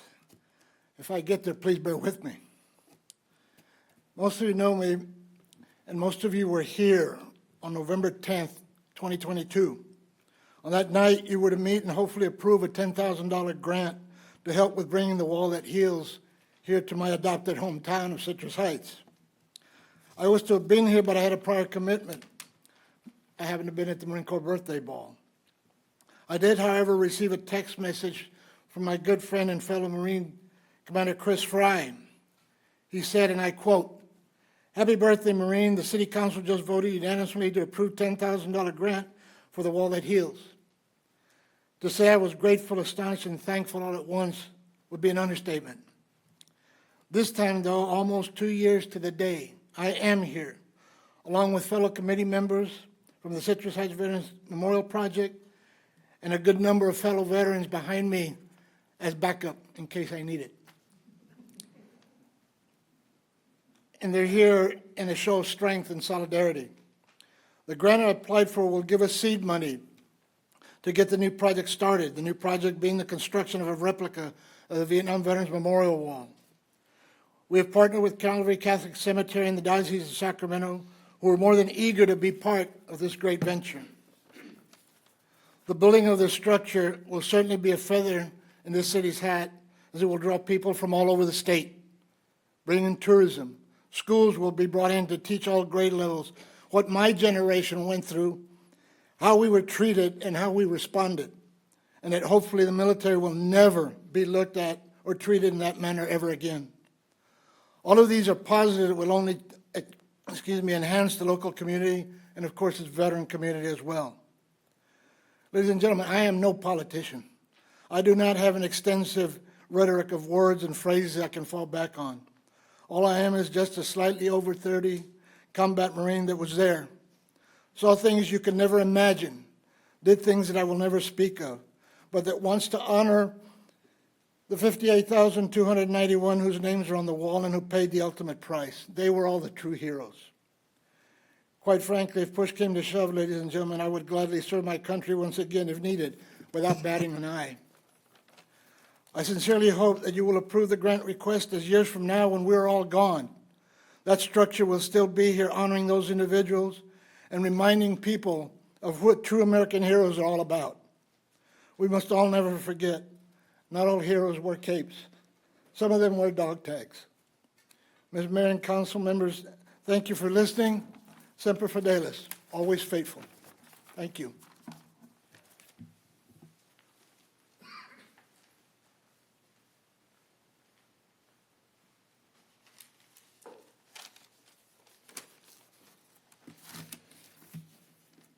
Council member, mayor, vice mayor, council members, excuse me.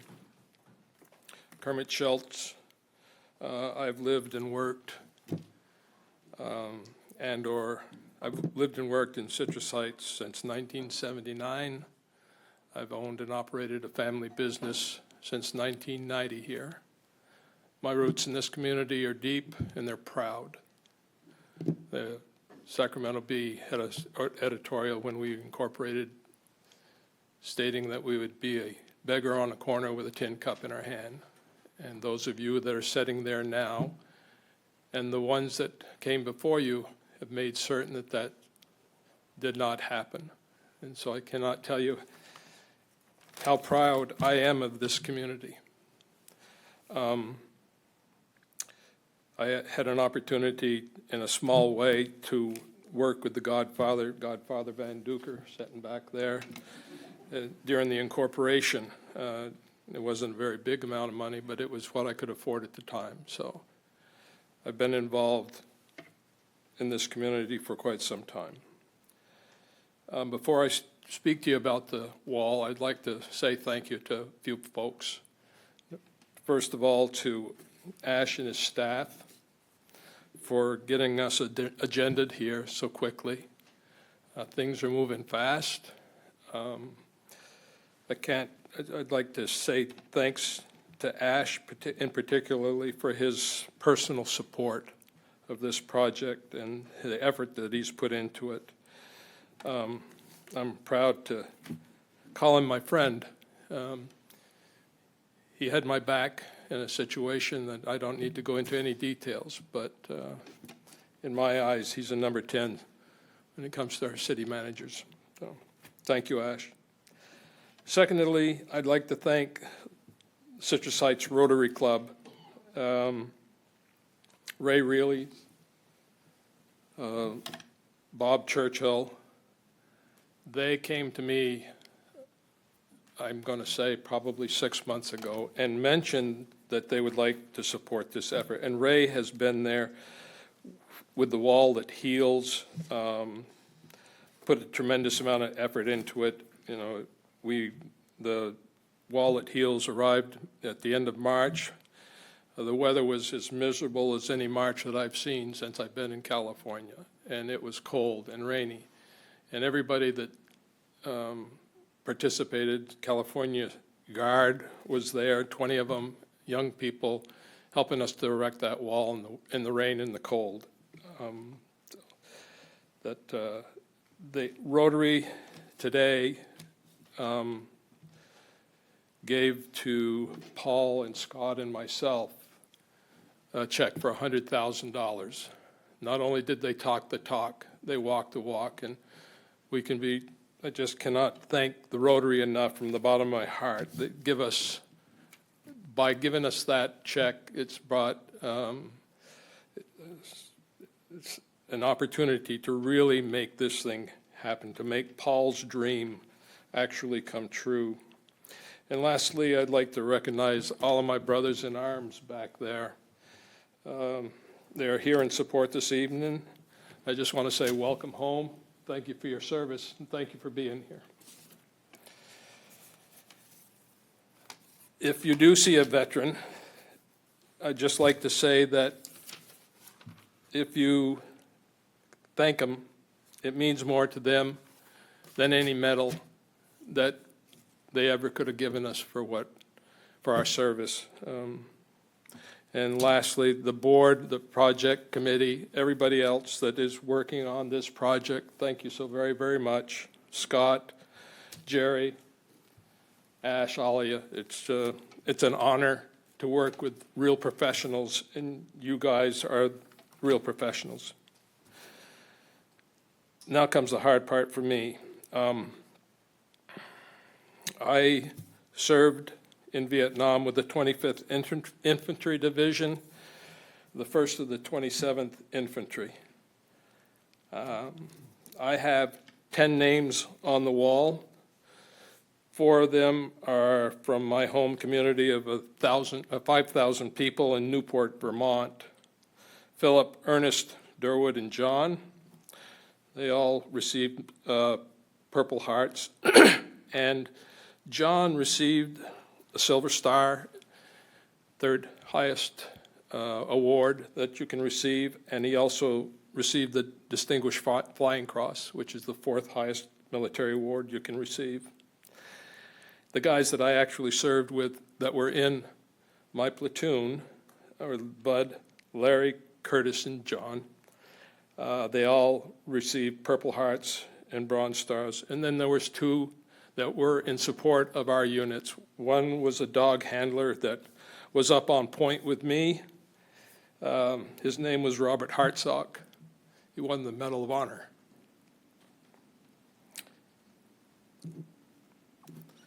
If Paul hadn't have said anything, I would not be hesitating. Just bear with me.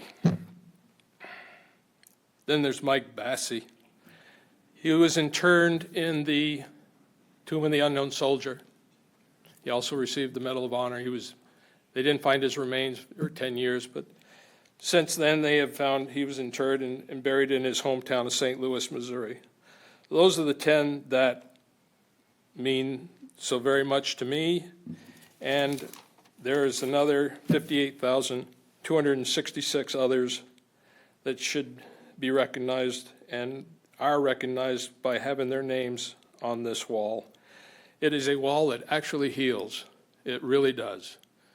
The 5 days that it was here, I cried every day, but it got me to understand what the VA has been telling me, that I have been affected by that war and the way we were treated when we get home. I know this council and this city is going to support this project, and I cannot thank each and every one of you enough for that support. God bless you all. Thank you.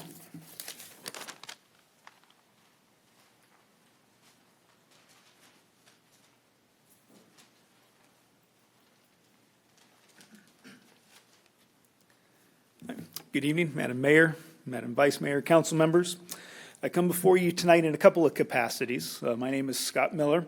I am a member of the Citrus Heights Veterans Memorial Board, as well as the chair for the Vietnam Veterans Wall Committee. Also, as stated earlier, I'm the Chief Operating Officer for Catholic Funeral and Cemetery Services, both of which are the other two entities in the MOU that's being presented to you this evening. I think Paul stole some of my thunder when we talk about this being a passion project, and he mentioned some of the various passions in his comments, but everybody involved in this project is passionate about it for one reason or another. Some people, as you just heard, had personal experiences in Vietnam, lost buddies in Vietnam, have friends on that wall. Some of our passions are driven by just a desire to honor veterans in general. Some of our passions are related to future generations and ensuring that situations such as what occurred in Vietnam and the treatment of veterans in general at that time doesn't occur again, and that we learn from our history. And some of us, most of us, are also driven by the desire to have a memorial of this magnitude here in the city of Citrus Heights. No one is along just for the ride. Everybody is invested in this project emotionally, but I'm also very happy to say that every member of our board, every member of our committee has also committed to making financial contributions to this project as well. That's where our level of investment is as individuals. Thank you. On the slide in front of you, a little bit about the wall and the location that we are looking at. It is in Calvary Cemetery, right between Greenback and Antelope.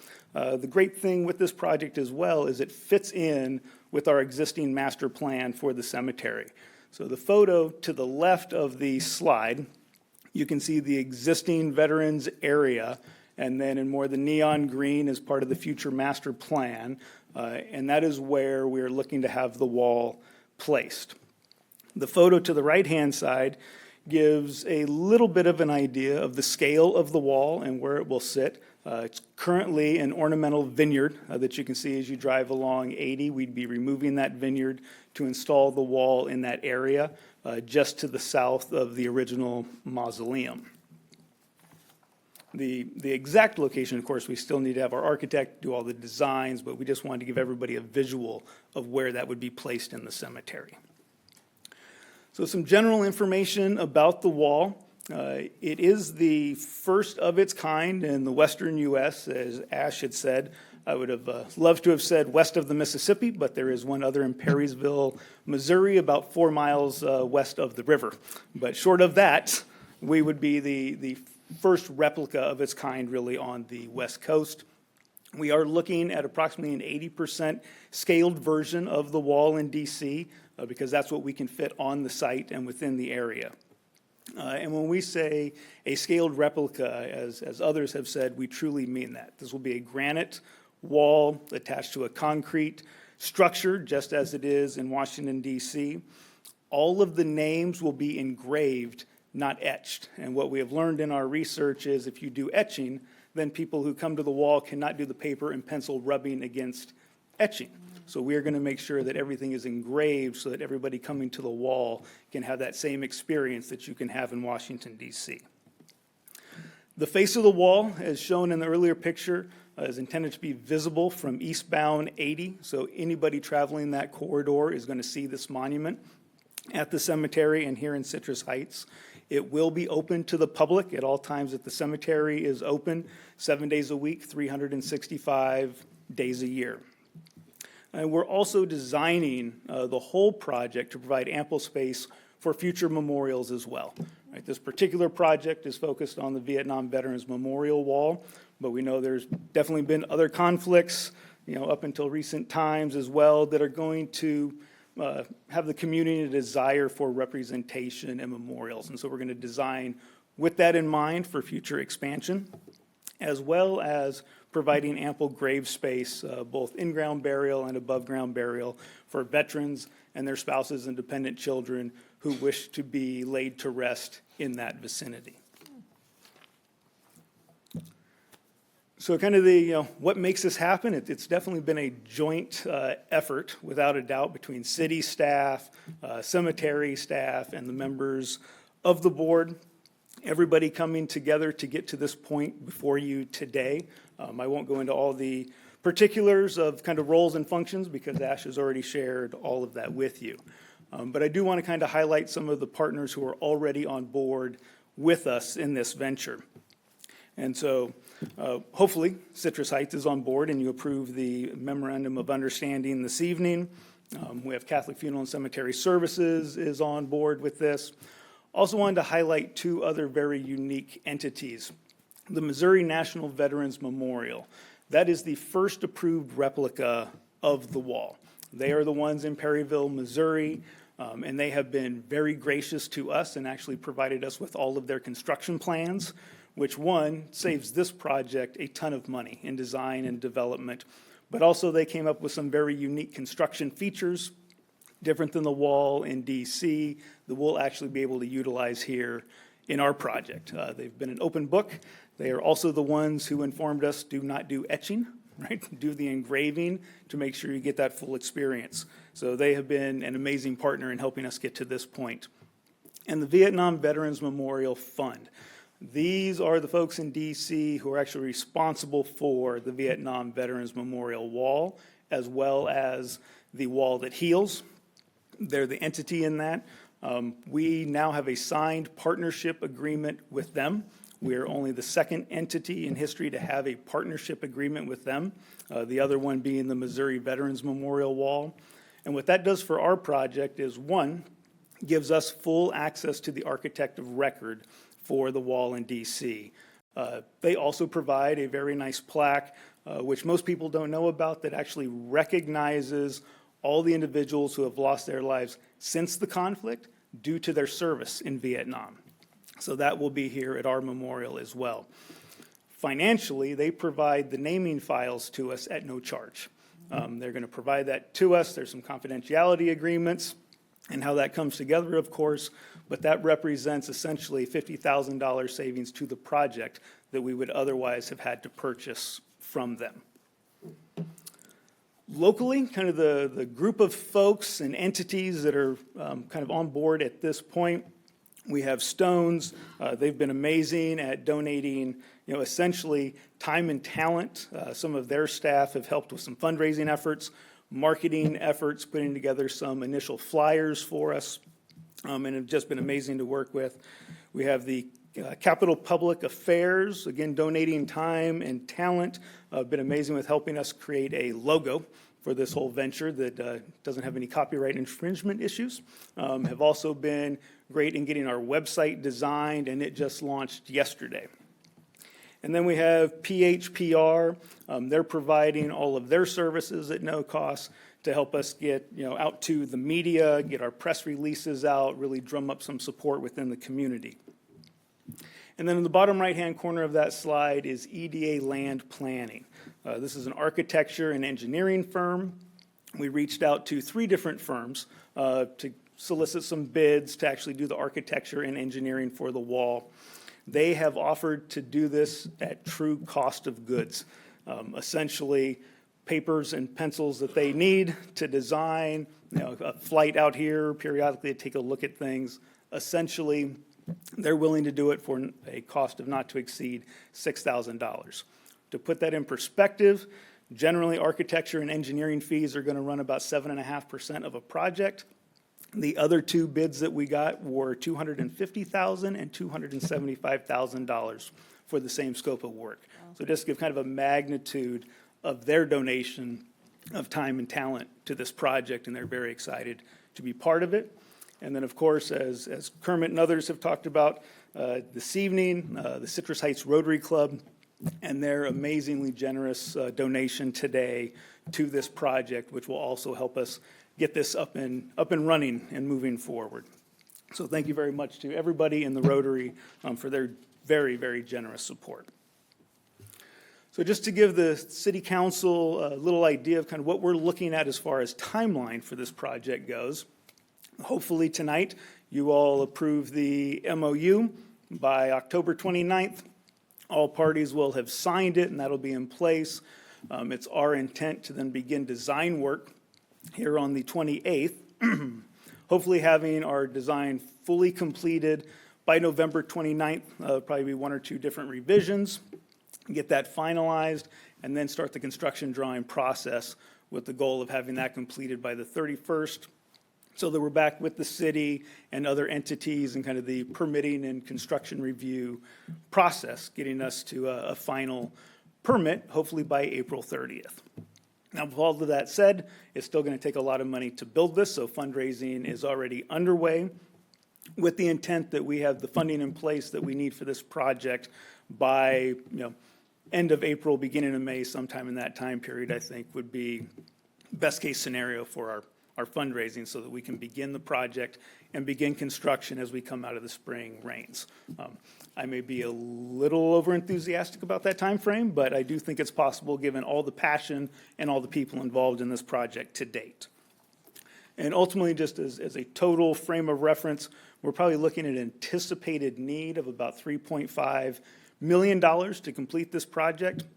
But in just some of the donations we've talked about tonight, the in-kind services that we've already received, we've already in excess of $500,000. And we're several weeks into this and to the MOU. So I do think our goals are very attainable. So this evening, kind of what our ask is the City Council approval of the Memorandum of Understanding. The next action item, I believe, is also the grant application that has been submitted by Paul and the board, looking for some grant funding from the city to assist us with this effort. And then on a personal and professional level, we're asking for referrals. If there are other organizations you can put us in touch with that you think would be supportive of this project, other companies, other individuals, any referrals you can make for us or to us would be greatly appreciated. We'll take Kermit and Paul out on the little speaking tour and see what we can do to drum up the financial support we need, because everything helps. Finally, our website has launched. It went live yesterday. There's some more information there, and we're going to continue building that as the project moves forward. There's also a donate button on there that anybody can donate just about any level of contribution that they would like to. And so we want to make sure that's available to everybody as well. So with that, thank you very much for your consideration.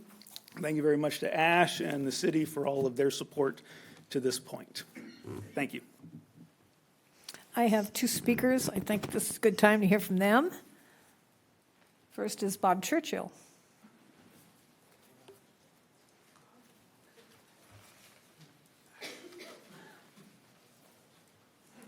And company. And company, yes. So it takes me a while to get out of the chair and clear my voice. Mayor Karpinski Costa, Vice Mayor Lopez Taff, Council Member and Rotary alumnus, Portia Middleton, and Council Member Schaefer. I'm Bob Churchill. I'm the past president of the Rotary Club of Citrus Heights and the current chair of its foundation. I'm here with my best friends from Rotary, many of which are either past presidents or they're going to be presidents, including our current president, Diane Ebbett Reilly. So we're here. We're here to fulfill a, what's the word I'm searching for? I wrote it down here. Hold on. Hate when that happens.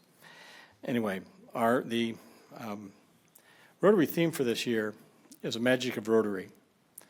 And although Paul and Kermit and Scott may think this is magic all of a sudden, it's not. This is great planning on the part of our Rotary Club. We've had a foundation for about 20 years. Our clubs have been in existence in the community doing good work, service above self, for 60 years. And we've been putting some money away through our fundraisers and through generous donations from current and former club members to be able to fund this project. We've been putting that money aside until the right project came along, and this is it. We really appreciate your consideration of both the MOU today and also the grant proposal, and look for your affirmative action on that, affirm that to happen this evening. Any questions you might have for us, we're happy to answer those, and look forward to working with the project committee to see this project go forward. I don't have any questions, but now I know where all that crab I ate, where it all went. There we go. Yeah, you bet, you bet. This is our 36th annual crab feed, and the ticket request will be out very soon, so we look forward to And the cool seeing bench that I bid on, it is a neat bench, the one that's made all out of wood. Mm. It's beautiful, yeah. Well, good. We'll see if we can find somebody to build another one. They even have a pair of them. Yes. All righty. Does anyone have questions for Bob? Okay, Bill, did you want to speak?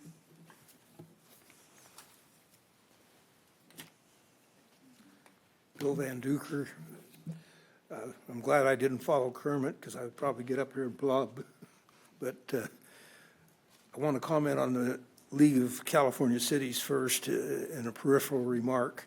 During our 12 years of incorporation, when we went before 4 levels of the judicial system clear to the U.S. Supreme Court, the League of California Cities was our partner, and in the brief before the California Supreme Court, 58 cities signed on to the amicus brief in support of our efforts. So I was gratified to hear the reports of your experience with the California cities. I have a different perspective on Rotary because I'm the oldest member there, not chronologically, but in terms of service. I joined Rotary 20 years before the city became a city. It's been my concern that, first of all, Rotary has been a little bit invisible, and more regionally, the city of Citrus Heights is a little bit invisible. Folsom and Rancho and Elk Grove and Roseville always get a lot more publicity than we do. Rotary, through the years, has supported many, many projects, and we don't seek recognition, and we often don't get it, like the little libraries that are around the community, the shoe project with over 700 shoes that are given to the needy children in the schools of Citrus Heights, the dictionary project, which we've given as many as 1,000 dictionaries each year to third graders, to support of the PAL, to the Sayonara Center and their bus, Single Moms Strong. And so we do a lot of work in the community without being recognized. But also the city of Citrus Heights is an outstanding example of the way things should be, and we don't get recognized either. And so I've been nagging Rotary for decades about a signature project, and I'm here to proudly endorse this project and to ask the city's support.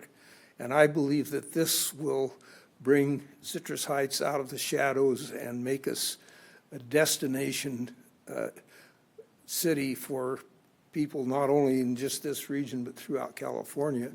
And I hope that you can support this project in every way, not only that memorandum of understanding, but in referrals and with potentially future grants. And I think that this will put Citrus Heights on the map in a unique and distinctive way that I felt that we should have had since we became a city.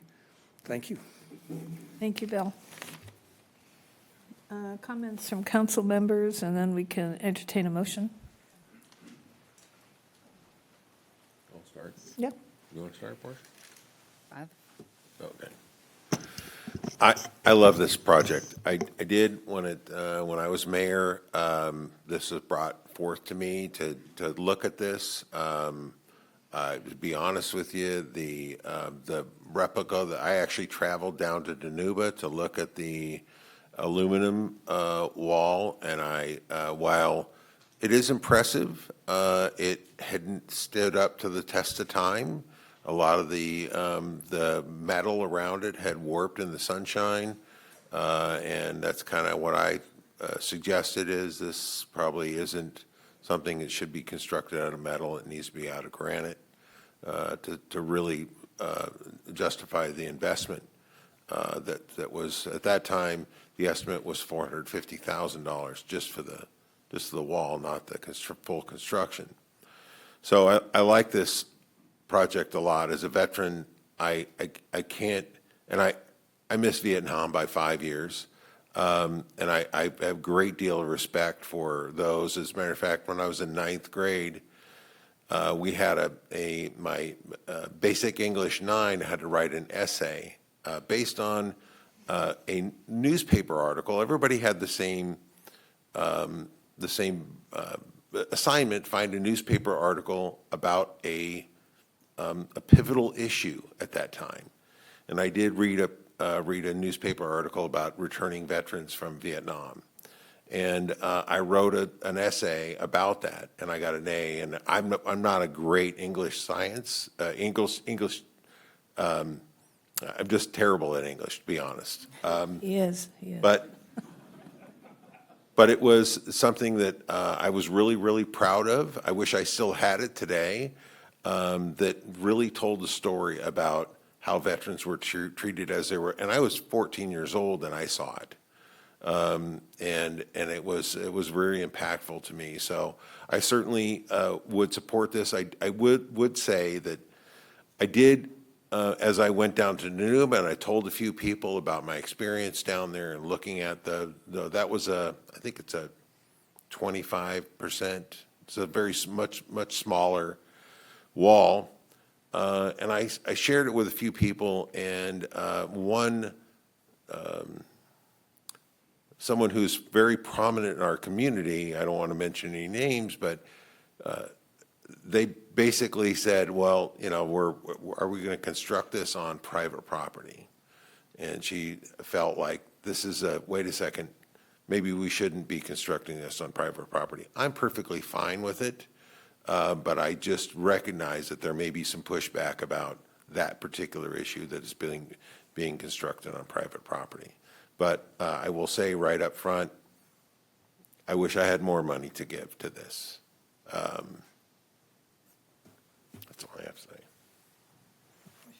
Thank you, Mayor. I'm going to try really hard to do this and not get emotional. February 2015, my father bought a house here in Citrus Heights. We moved here, and we lost him in January of 2016 to Agent Orange-related lung cancer. My father had a tremendous impact on me. I'm the middle child of 9. I have 8 brothers. Most of my siblings went into the military. I wasn't allowed. I really wanted to, but he was like, no, you do something different. You know, it's not what it used to be. And that's all he ever talked about. He was a combat medic in Vietnam. He did one of the toughest jobs out there in the field. He did his best to save lives every day for those 2.5 tours he was there. It's an honor to have this come for me. It's deeply personal to me. I know that my father would be very proud. He and his 3 other brothers all went to Vietnam. They all died of lung cancer. The sacrifice that these individuals made is great. He was fortunate enough to retire as a sergeant major after doing 25 years, and his name will be on that wall as well. I am just so happy to know that we'll have a dedicated space where we can go, where I don't have to go all the way back to Arlington to sit and look and remember, and just to be thankful for the service that you individuals did. It was a great sacrifice. It was hard. I know what the personal impacts are, mentally, emotionally, and I had a small glimpse of what you lived through by watching my father and watching him combat PTSD, watching him work through the VA, watching him work through the system. And I've seen many of you from the American Legion, through the auxiliary. I've worked in every segment of this, this community, because military is my life. I've moved all my life up until I got married, and this is such a great and tremendous project, and I'm just very proud to support it, and very proud that you guys worked so hard to make it happen.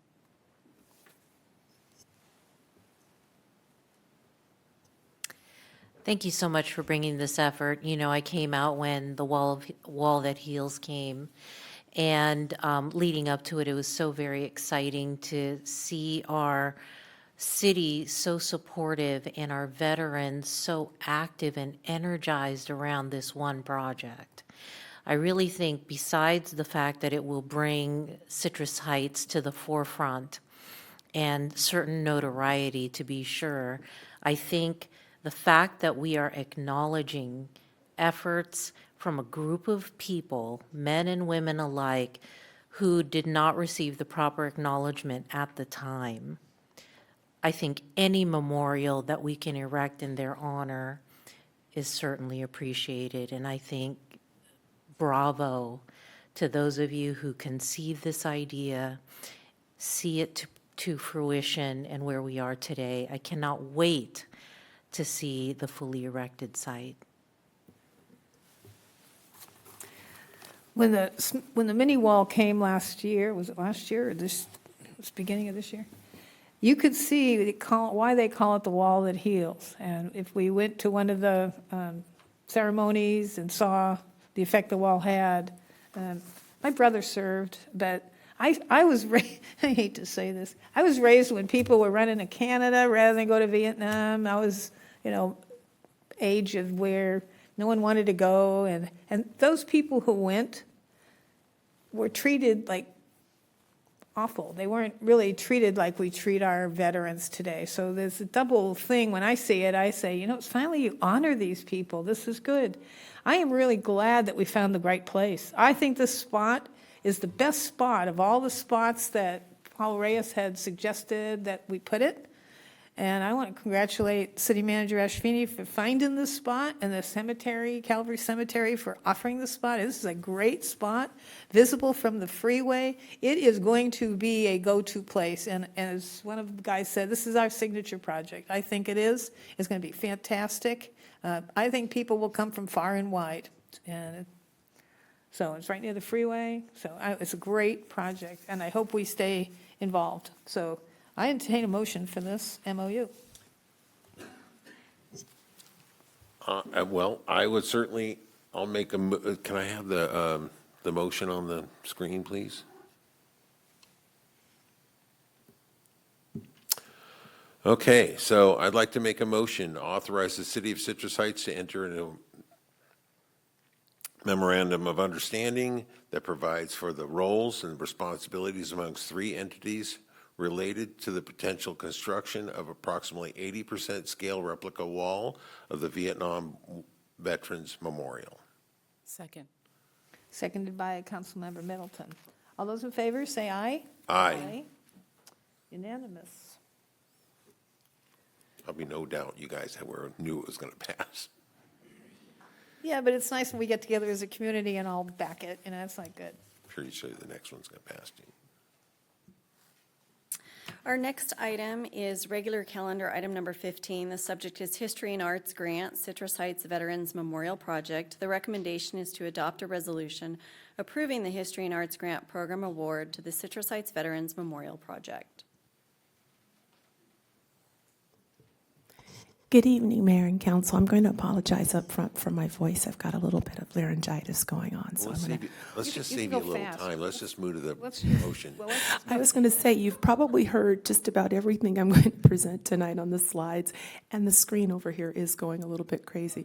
So I won't go over everything again. I think you've heard most of it. But tonight I'm presenting to you the History and Arts Grant for the Veterans Memorial Project to support $20,000 worth of funding to do some architectural drawings and some other engineering work to bring the wall that heals to our town.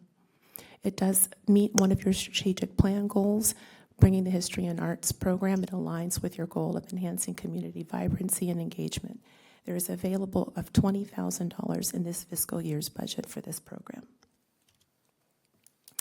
We've talked a little bit about the program in detail tonight, so I won't go over this, but again, the project is scheduled to come here according to this group in this fantastic timeline. They are looking to have this project completed sometime in 2026, and again, the total that they're looking for through donations for the project is about $3.5 million. You heard a little bit about the fact that last year, the city awarded $10,000 in the History and Arts Program grant funds to bring the wall that heals to the town. And our Quality of Life Committee, Dr. Jana, met with us back in early part of this month, and the recommendation was to allow $10,000 now and the remaining $10,000 at the end of the fiscal year, should there be funds available in the History and Arts Grant Fund. The committee did express concerns that approving the total request could leave inadequate funding in the budget to support additional requests from the public. Staff is recommending that council approve the full $20,000 award to the Citrus Heights Veteran Memorial Project. And we did want to make note that for this fiscal year, there will be sufficient funding left in the economic development and community engagement budget should other requests for funding from the History and Arts Grant come. So with that, before we read off the recommendation, I can take any questions if there are any from the council. Okay, so I'm the committee, committee of one since Brett left. And so I back up a little so I can explain this. Back right there. So that was the original plan for me, was we only had 20,000 in, and I know that there's some neighborhood art projects that may get going now. This is only October. We got to go all the way to July. So I thought, well, if that other projects don't come forth, there'll be this extra 10. We'll do it at the end.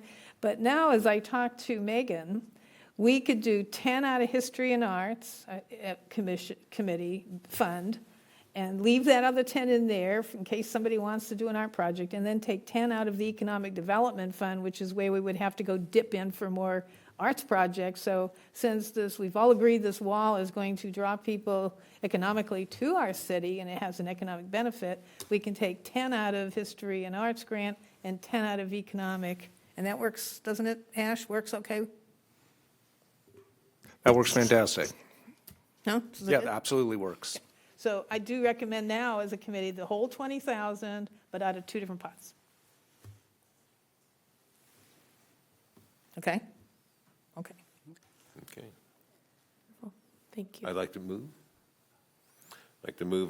To adopt a resolution of the City Council of the City of Citrus Heights, California, approving History and Arts grant funding allocation fiscal year 2024 and 2025, As amended. as amended. 20,000. I don't see a number there, but It's 20,000. Yeah. there's no 20,000 in there. We'll make sure that the resolution that's for signature, it is 20,000, and we're going to define it in the buckets as the mayor described. So we'll make sure that the pot's right, so to speak. I didn't know we had the extra bucket. until the staff report came out. Then all of a It sudden. was a good solution, so we'll make sure that's $20,000, half from the existing History and Arts grant fund, the other half out of the Economic Development funds. And the resolution will be corrected to state that. And a second on Councilmember Schaefer's motion? Second. Second by Councilmember Middleton. All those in favor? Aye. Okay. Done.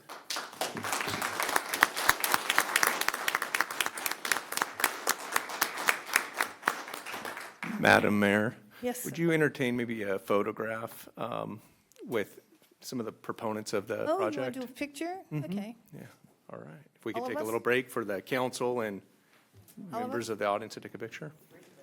You just want the mayor? No. No.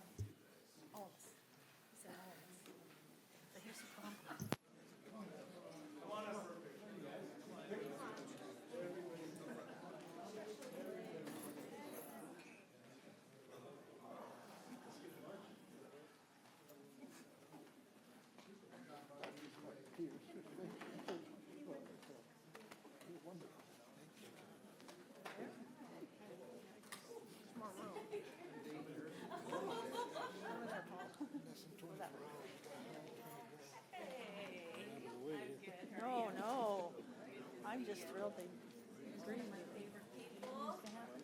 Go.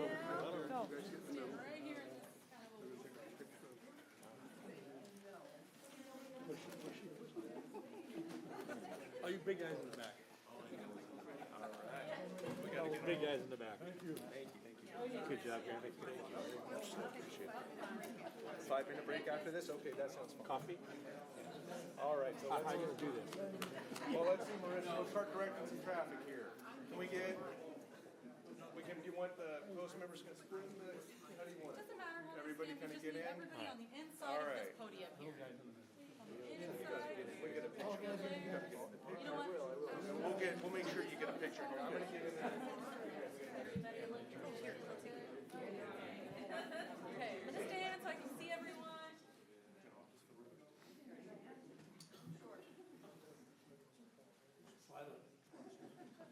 I want 4 8x10 glasses. Hold your breath. Everybody's smiling.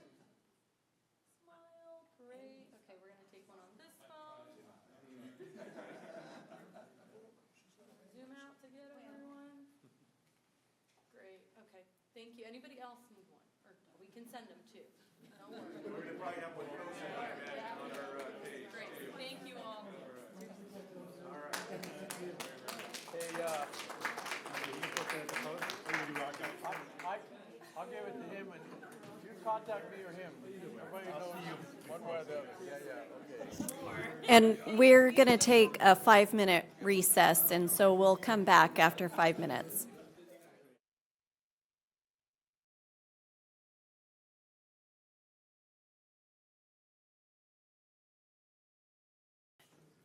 Okay, we'll resume our council meeting. Just for anybody who's here for item 18, we are planning to postpone that one until the next council meeting. And when we get to it, we'll officially move it to the next council. But if you're here for that item, come back on November 13th. Okay, next item, please. Next item is regular calendar item number 16. The subject is private lighting program update. The recommendation is to receive staff's presentation and provide feedback and direction on private lighting program options. Good evening, Mayor, council members. Leslie Bloomquist, City Engineer in the General Services Department. I'm here tonight with Matthew Ma, Engineering Technician also with the General Services Department, to present to you various options regarding private residential lighting. Since incorporation, the city has regularly received requests for residential street lighting. There are many neighborhoods throughout the city that were built prior to incorporation without street lighting infrastructure. And unfortunately, the city's existing street lighting district, which is what pays for the operation and maintenance of our existing system, is currently underfunded, doesn't have enough funds to subsidize for our existing system, and doesn't have reserves or funding to expand that system. So earlier this year at your strategic planning meeting, Council established an objective to create a program that provides a selection of lamp post options that support private street lighting to improve public safety and community identity. So as we started to review various options, we were looking at several items including cost, performance, community impact, and how it may enhance public safety.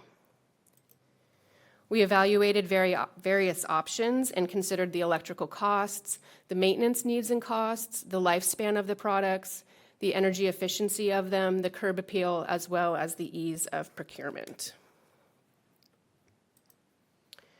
We looked at both solar and wired options. Solar options would be ideal for areas that don't have existing electrical infrastructure. They are an environmentally friendly product. They are cost effective, and then they have no energy costs associated with them, so reduced when compared to other options.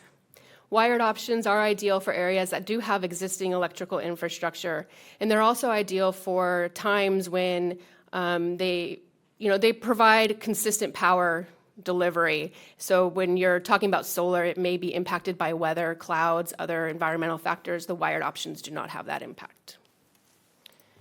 And now I'm going to turn it over to Matthew to discuss the various options and specifics. Thank you. For the first option we looked into were solar yard lamp posts. These options are all-inclusive. They serve as all-in-one supplementary illumination fixtures that could be placed anywhere viably in frontages. How these work is you could see the solar cells on top. They charge small little batteries inside the fixture that can last from 8 to 12 hours, dependent on how much light it gets during the day. These options have very low light pollution. They're typically lower in the lumen side, and they typically would not require too much permitting requirements or restrictions. You could see the option on the left. It could be locally gotten from Home Depot. The one on the right is we procure from Ace Hardware. And these options are very close to the sidewalks. They'll be able to light kind of areas where it's not, we would not have enough lighting, especially for like kids walking around for Halloween or in those scenarios. Some downside, like Leslie mentioned, weather limitations and just the overall runtime and brightness of these could be a concern. Next slide, please. The alternatives to these are wired options. These are typical lampposts that decorative lighting that you would see. They provide a lot of the same benefits, but they do have a electrical impact. They typically have a, what's it called? They're typically less light pollution. They're are dark sky rated, and they have a longer lifespan for the most part. Whereas on solar options, you would have to replace the bulb and batteries. These, you just have to replace the bulbs every so often. The wiring, the cons be the wiring needed for these would be, since it's connected to the residential parcel or residential meter, it would be, you would have to get an electrician to get all those together. Next slide, please. Our second core option is building mounted light. These would be like porch lights, anything from motion sensing lights to video detection floodlights. They're typically higher wattage, and they do take a lot more power, but they're brighter and they would provide targeted and directed lighting just for security purposes. The concerns with these would be light pollution. Sometimes it's trying to neighboring yards. And also these would require, depending on the locations, electricians and our connections, depending on where the wiring box would be. Next slide, please. When comparing all three of these options, installs for building-mounted lights, they're more typically in like DIY kits. For our lamppost options, it may vary dependent on the frontage of the property, so it could be increased or from the values we show here. For our estimated cost, typically they don't have that much of a negative impact to our costs. So for annual electrical cost would be like $5 for the wired options. All these are LED. And for building mounted options, up to, wouldn't cost anything to 15. Annual maintenance costs for these could vary, but those are annualized. And for the packages that we propose would be $400 up to $450 for the building mounted options, and $900 for post, depending on how the conditions of the frontage.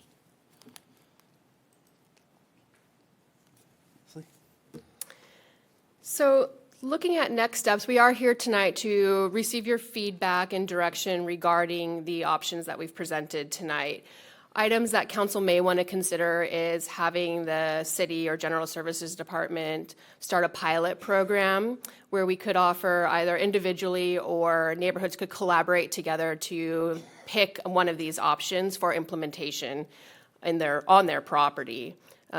Another option that the General Services Department could take on is coordinating a preferred contractors list where we would get pre-qualified electricians and then be able to have that information readily available for property owners. When they come to pick up the material and they've selected one of the options, they have a list of contractors that have been vetted. We know their insurance meets our minimum requirements. They could meet our encroachment permit needs so that they have like a cheat sheet almost for installation. We would be looking, if the council directed us to start a pilot program, to partner with local retailers. We have reached out to Ace Hardware and Lamps Plus already. We do know that they have these materials available. We've also talked to them and know that they offer bulk rate discounts if we offer large quantities. So if we were to implement a pilot program, one item that we could do is buy them in bulk and then offer them at that reduced cost at an individual basis to property owners or neighborhoods. So there's a bit of a savings there, along with providing them that cheat sheet and doing kind of that legwork for them. And another option to consider is GSD and the police department working together to provide materials and develop information that we could hand out to property owners, whether it be residential or commercial, regarding implementation of these items as part of our CEPTED program and information research and outreach. And with that, we are here to receive that feedback and direction, and of course, answer any questions should you have any. How big a pilot program are you thinking? If you have a pilot program like a street, 1 street, 5 streets? It really depends on what the council would like us to do. I think that in order to get that bulk rate, we might want to consider that minimum number initially. What's the minimum number? Do you know what the minimum number is to get the discount on the bulk rates from Ace Hardware? I don't think we have that detail with us tonight, but we can get back to you on what that number might be. Do you have an area in mind where you would approach? I don't. I was going through the map earlier today of where we have neighborhoods that don't have streetlights, and almost every neighborhood association has at least one pocket of the area that doesn't have city-owned and maintained streetlights on there. So what we could do is start reaching out to neighborhood associations and going to their meetings and letting them know about this program and see if they're interested to participate. That's a thought. I think my street would be perfect. Mike? So would mine. So would hers. Right, we got that one light. Yeah, you got one. I already have one. It's not on the street. I would certainly want to match what all my neighbors have, so that I would certainly, and I think the cost, when you looked at the cost here, so I converted to LED. It's really Pennies. nothing. It really doesn't, but I would certainly be interested in moving mine out to the corner of the yard, a corner of the front yard, because right now it's kind of in front of my garage, but it's But I certainly, I think this is, a street like mine would certainly, not that I'm lobbying specifically, but that kind of street where all the yards are similar in the way they are laid out, I think this would really be a good way to, I could just picture Everybody all on the this. street would have to have one, or it would be not what if somebody doesn't want Wouldn't- one? I think ideally it would look nice if there was a group or a street that did it together, but I do think that it would also provide benefit individually should property owners singularly wish to install I think this. this is inexpensive enough to where I think it We're wouldn't not be paying for a it, tough though. sell. The person has. So, I know, but that's the point is I do look at somebody like my neighbors would probably not, Your neighbors are rich, they can afford it. right? good Lord. So I think a pilot program, reaching out to the local neighborhood areas and talking to them to see if they're interested would be great. My thought would be to also go just a little bit further and find out areas that might be able to do the solar option. You guys know I'm kind of a green energy freak, right? So so we can offer some type of, choice and start there. But definitely, once we have the number, like the minimum number for, I guess, each, we will know what we can do and how far we can kind of spread out. And I really want to make sure that, have that cheat sheet, because that's super helpful. It takes a lot of stress off of people, and it makes it much easier for them to just walk in and say, yeah, give me a lamp and give me a contractor. Or if they don't need one because they're doing solar, I guess you just put it in a hole in the ground. I don't know. My husband's the engineer, not me. But that will make it a lot easier. And I love this. I love this way you guys presented this. It's great. Thank you. So my question, thank you for doing all this work. My question kind of looks at it from a different point of view. So if the city embarked on recommendations, I'm more concerned about someone getting a recommendation from a contractor's list, something goes literally haywire. Is the city on the hook for any legal ramifications from that resident who unfortunately has something happen to them? I mean, I think this is the total lawyer answers. There's always some risk, right? We're in the nature of what we do has risk, but I don't see it as being heightened. I don't see it as being something that would preclude you from considering it because of the liability issues. Thank you, Ryan. So the resident would choose the installer, right? We don't. So what we could do is put out an RFP where we release it to the public at large and say, we're looking for electricians that want to be on our pre-qualified list for this private residential lighting option. And we can list minimum requirements and maybe even ask them to list potential costs. And then we get those proposals back. And if they meet those minimums, then they would go on the list that we would provide to the But the property. resident hires the guy, Correct, yes. so that's who they go So to. they would contract directly with them and they could hire a different electrician as well, but to be on the city's pre-qualified list, they'd have to go through that RFP program or process. Thank you. That answers your I question. have a question. So the solar, the solar light generated from a solar powered is generally not as bright. It's kind of a duller lighting. Is that true? Yes, those fixtures, they're typically between 100 and 300 lumens, so that's pretty low. So it really isn't brightening up. And the hardwired ones are, what's the lumens on those? About 300 to 800, Yeah, depending on which, how energy intensive. You wouldn't want to see a mix might not be the look we're looking for. And the glass around your option 1B, that's not glass, is it? It's plastic? Those are just examples that I compiled. Because you wouldn't want glass, would you, if it falls if somebody hits it and get glass in the street where you drive up your car and Yeah, I think most lighting fixtures now are not traditional glass, they are that acrylic. That's what our street lights are, and I'm imagining that's what these. And are those LED lights inside, or are those bulbs, regular incandescent bulbs? All options are LED, and Okay.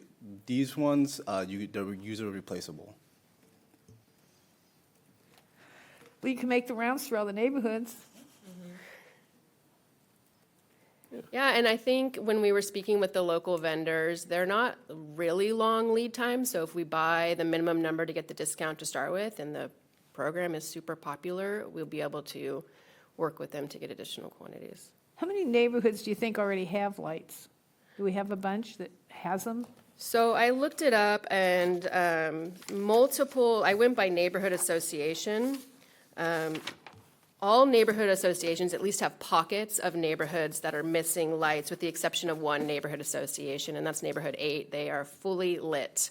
But every other neighborhood association has at least one pocket or one neighborhood that does not have city-owned and maintained streetlights. Some larger areas than others, some just small kind of pocket neighborhoods, but all have some without lighting. And a very sensitive question. I kind of hope that at some point, as you mentioned, we're underfunded for our regular lighting.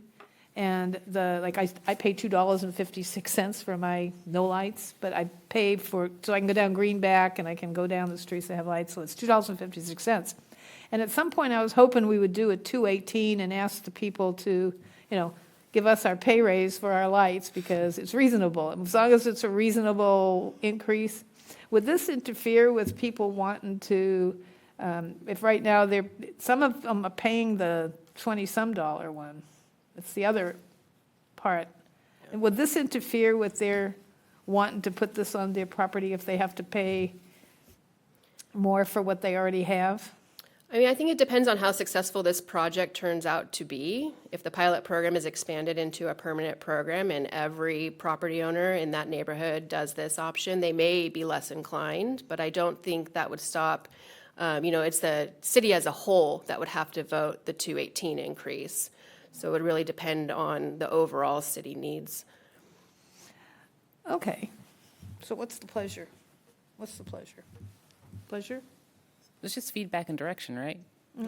Yep. Okay, yeah. Do you have enough? I think we have enough feedback. Yeah, thank you so much. And if you can come back with an estimate of if you went to neighborhoods, like, is there a maximum number that per neighborhood or per pilot, whatever, so that we know how many we're looking at? We can come back and give an update on Or this? just give an update after you've hit the neighborhoods. Sure, we can do that. Is there any data with regard to like See-Click Fix or anything like that where people have complained about the lack of lighting on their streets? Maybe those are the area, We had one public comment a couple months ago. Remember that public comment? I would say anecdotally, we get about 2 to 3 requests a month regarding lack of lighting, and we do track all of that through our service request database. That is information we can easily pull and summarize if the council would like. Yeah, that'd be good. People who walk their dogs. Not to add any more to your plate, but also let's explore some partnerships with SMUD for our low-income families who may want good that but may idea. not be able to afford, right? So there might be some grant funding or something that we can partner with them to help make that happen. They have Shine grants. I know, that's what I was thinking. That was the thing That's what I was thinking of. And they partner with nonprofits, which is Reach. Yeah. That's a possibility. Sorry for the workload. Leverage. Okay. Thank you very much. That's Thank good you. news. Great job. We got a big crowd still left here. What's next? Our next item is regular calendar, item number 17. The subject is Housing Rehabilitation Program Update. The recommendation is to consider a staff update on the city's housing rehabilitation program and provide direction on using Cal Home reuse funds to assist owner-occupied low-income households with health and safety home repairs. Good evening, Mayor and Council. Casey Kempenari, Community Development Director, alongside Housing and Human Services Coordinator Nicole Piva. Tonight, we're going to give you an overview of our existing housing repair programs, an overview of the Cal Home funding program, and then ask for or share our staff recommendations for next steps with the council. This is just one of the many funding programs managed through the Housing Division.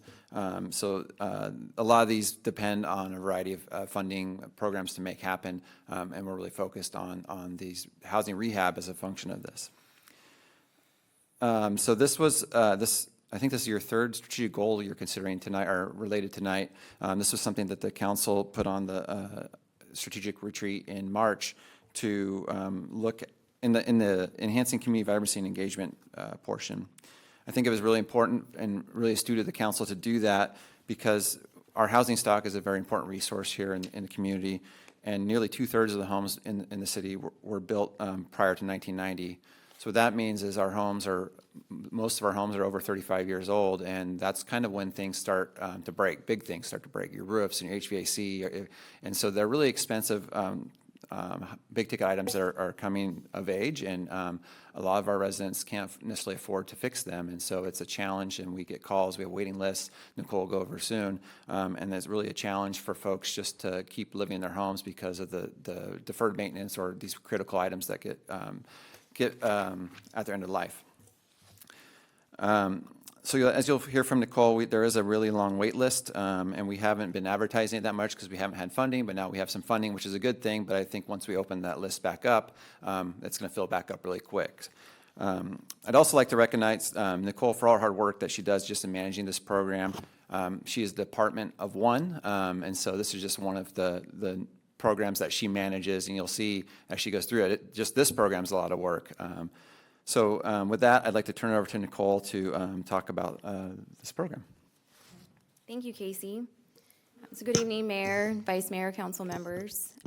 So I would like to provide you an overview of the Housing Repair Program. So the Housing Repair Program is the responsible administration and monitoring of the city's federal and state and local housing community development funds.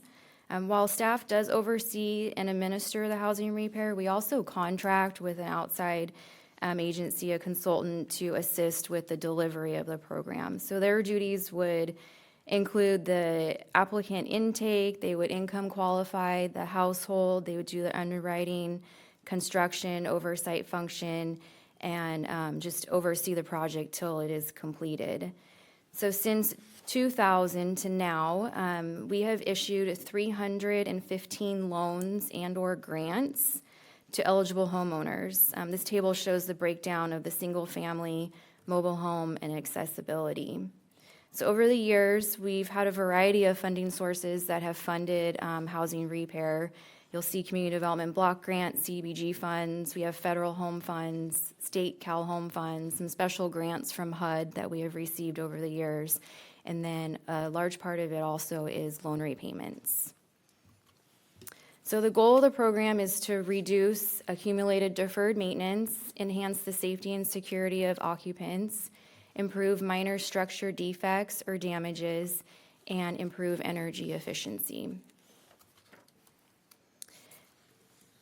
The city's home repair program, we have the single-family repair loans, critical home grants, and accessibility grants that eligible homeowners can apply for. So I'll go over each of these here in a few slides. First, I wanted to go over the income eligibility. To be eligible for a housing repair loan or grant, the homeowner must be income qualified, and the household income should be at or below 80% of area median income, and that depends on it's adjusted by the household size. This table shows the annual income limits for 2024. These income limits are provided by HCD, which is Housing and Community Development. So you can see a household of 4, the area median income is $113,900. Eligible improvements, just to list a few, any type of home repair or health and safety is going to be eligible. So you have your roof repair and replacement, heating and air conditioning, all the way down to floor covering or replacement. And these are a few pictures of the repairs that we have done in the past. The porch and new windows and siding. To talk about the single-family repair loans, it is a minimum of $5,000 and the maximum is $60,000. It's a deferred 30-year loan. It's a 3% interest rate. Or if you're a low-income senior and permanently disabled, you would qualify for 0%. The loan balance and interest is due in the following events. So if the homeowner does sell the property, transfer title, no longer resides at the home, the homeowner rents all parts or parts of the home, and they do not maintain required homeowners insurance. A home repair loan is secured through a deed of trust and a promissory note and a loan agreement. So the loan agreement does explain all of these items here. And how do we know if a homeowner no longer resides at the home? City staff does monitor this, and we do send an annual verification letter to the homeowner to verify their occupancy.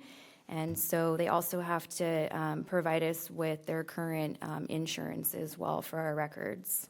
So we currently monitor 52 loans.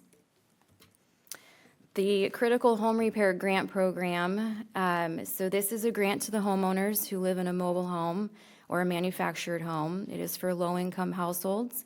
They can receive up to $20,000, and it's for a critical repair. So that $20,000 would replace the heating and air conditioning, a roof, new windows, flooring, siding, and this program is funded with CDBG. The accessibility grants, this is up to $5,000. It's for handicap accessibility improvements. So to the right, that is a shower that was modified for accessibility, grab bars. We also do ramps and flooring. And this program is funded also with CDBG funds. So our existing wait list is first come, first serve. It's a very popular program. We do have about 70 households that are interested in a home repair loan and about 30 households that are interested in a critical home repair grant. So moving to the second item, we wanted to go over Cal Home funding. These funds are grants that are issued by Housing and Community Development, which is HCD. The city has been a recipient of these funds in 2003, 2008, and 2015. And these grant funds were either used for housing repair or down payment assistance. So when a homeowner, like I mentioned, if they sell the property, if they refinance, if the title transfers, that loan and interest is paid back. So I was able to work with finance, and we have reconciled our Cal Home reuse account. So we have $673,000. And the recommendation is to use those funds to assist low-income single-family households. So the parameters of Cal Home, it is governed by program guidelines that are published by HCD. So these guidelines establish the terms and the conditions and procedure for disbursement of funds allocated to home repair programs. So Cal Home funds are available to low-income, owner-occupied, single-family homeowners, eligible homeowners earning below 80% area median income. Their loans, they are not eligible to be a grant, and it's up to a 30-year loan term, and it can be from 0 to 3% annual interest. And the loan does become due, as I mentioned, if the property sells or transfers title or the homeowner does not reside at the home anymore. So even though HCD does set these criteria for the program, staff does have some discretion on how to use the funding. So there's 3 recommendations before you tonight. Staff is not recommending to use these funds for mobile homes. We have more success with mobile homes using grant money like CDBG. And the homeowner does not own the property. The mobile homeowner does not own the property, so it's really hard and it's complex to secure that funding. As a reminder, tonight you did approve the Critical Home Repair Grant Program using CDBG funds. And then also the loan term can be up to 30 years, and we're recommending the interest rate be 2%. So if the recommendations are approved, and these are the next steps, we would update our current guidelines to include those recommendations and present those guidelines at a city council meeting as a consent item. And then we would release an RFP for a consultant to assist the city in administrating the home repair program. And last, I just like to mention future funding opportunities. So we're always looking for funding for housing repair. It's a very popular program. It's very needed in the community, as you can see from our wait list. We don't advertise this program. So currently, the city, we are responding to a grant application for the Older Adults Home Modification Program through HUD. This is a grant to the homeowner up to $5,000, and it's for low barrier modifications, so reducing falling, improve safety, increase accessibility, improve general functionality of their home. So that application is due November 19th. So that would be up to, we're asking for up to $1 million. And then also, I just wanted to add a plug for Habitat for Humanity. Because of our partnership for the Sayonara redevelopment project, through conversations that I had with them, I mentioned we have a wait list, and Habitat for Humanity had some funding for their home repair program, so they took 4 of our households off of our wait list for single family and 3 of the households off of the mobile home wait list. So those homeowners will be funded through Habitat's grant funding. And that is the end. If you have any questions, the recommendations are here. I have a question if you go back to the one with the orange squares there, that one. Why do we need a consultant to assist the city in administering this program when you're doing such a great job? So Nicole does the administration, and the consultant, and she's just so one it's- person. So the consultant does the things like they have to do lead testing, verification of the contractor scope of work, and things like that. So if we didn't have consultant, we'd need more staffing, and this is an easier way to make that happen. Okay. Question? Yeah, a couple of questions. Does the homeowner, is it required they have equity in the home currently? Yes, that's the whole income verification. So they have to be low income, and then through the verification process, they do have to run comparables of the home and the homes around them, and then that will determine if they are eligible for the program. And are they disqualified if they have a reverse mortgage? So we have not funded someone who has a reverse mortgage, but we would look into it. I mean, if we're able to qualify them, it is something that we can look into. It'd be under staff's discretion. Okay. Thank you. Any other questions for staff? I never thought about that before.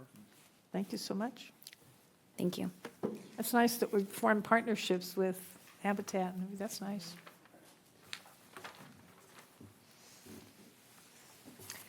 Next item, please. So just for the audience, the department report, item number 18 on the community engagement projects updates, we're going to continue that to our November 13th. Do we need a motion to do that, or just? No, but I just wanted to announce it for the Okay. rest of the public. So our next item is city manager items.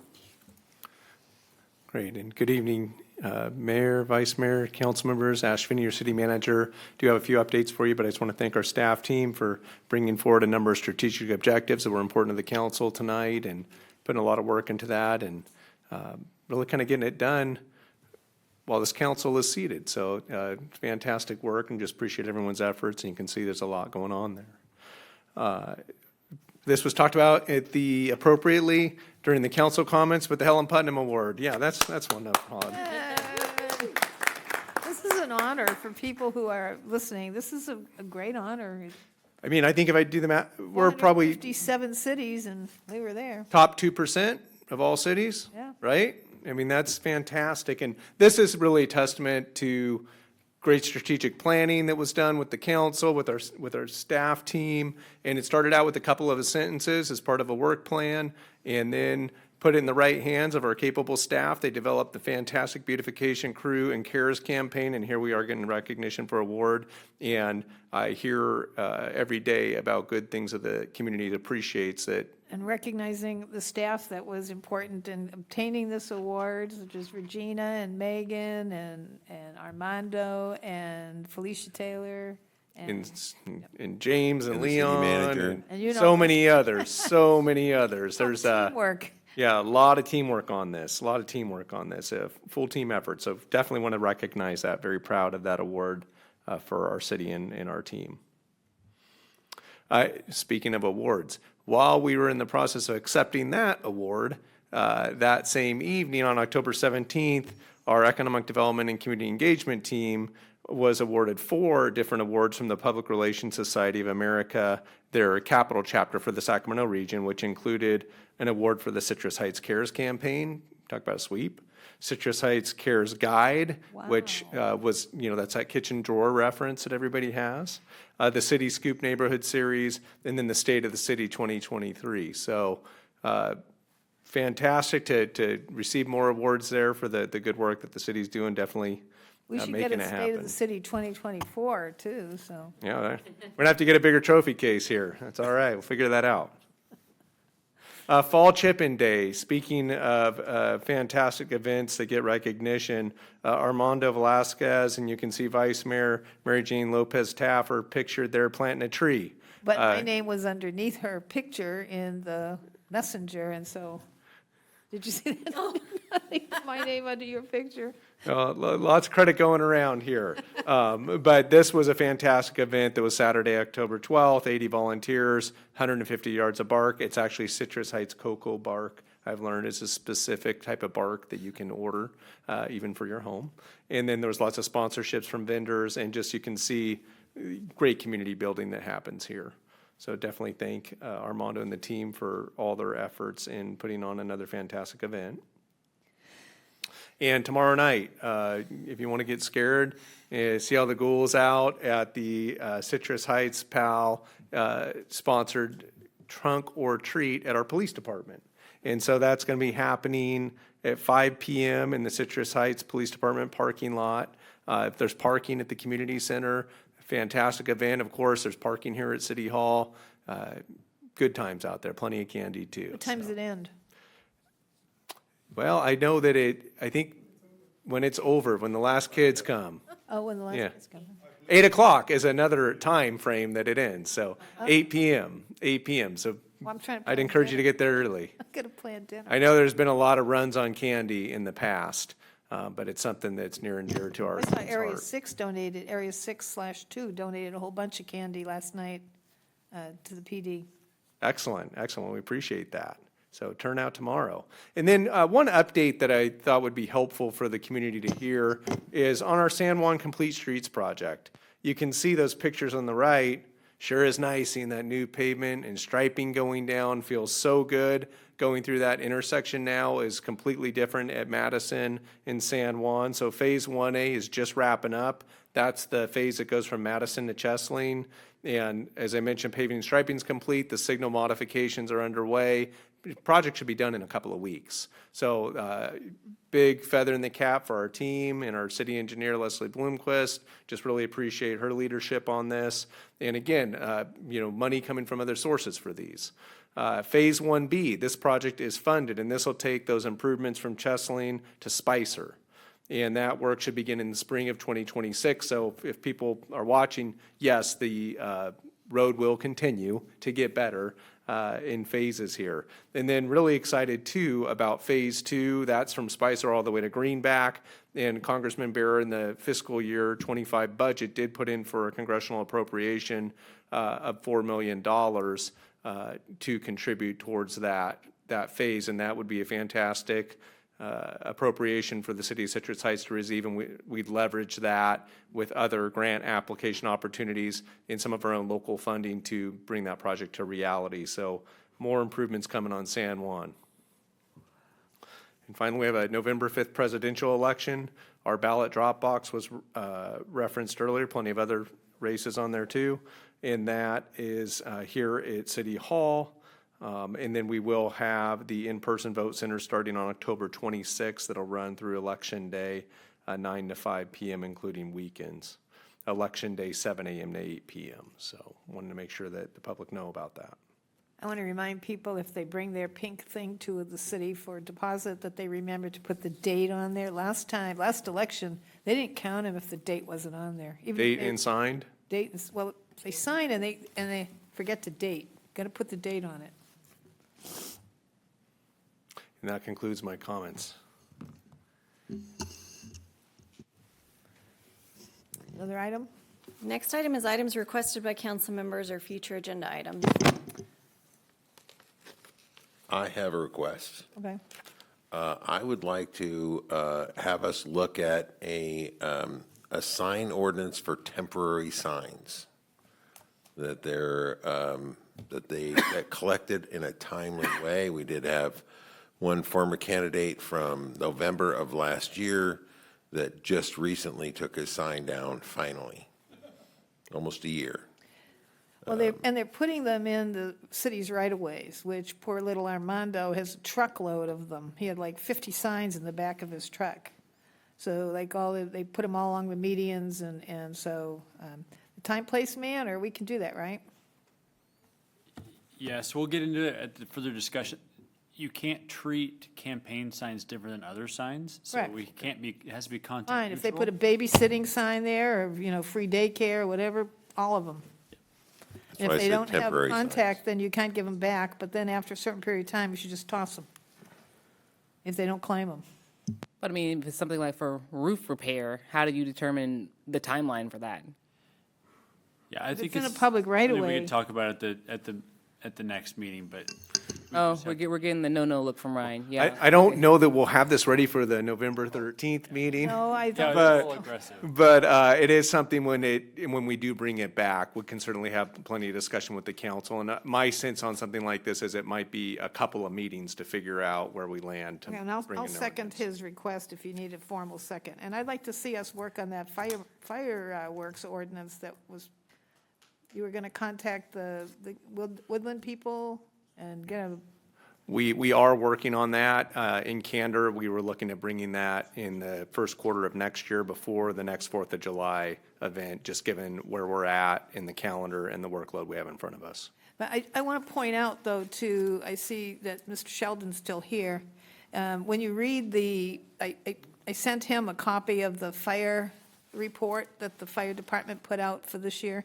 And when you look at their responses that they had for complaints, they hardly ever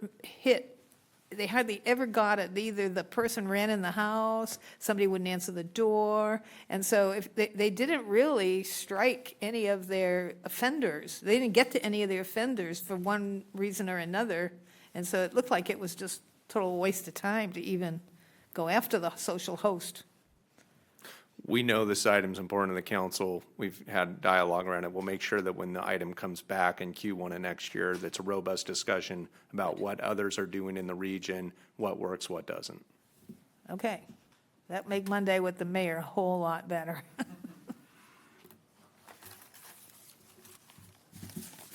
We done? We done? There are no further items. Move adjournment.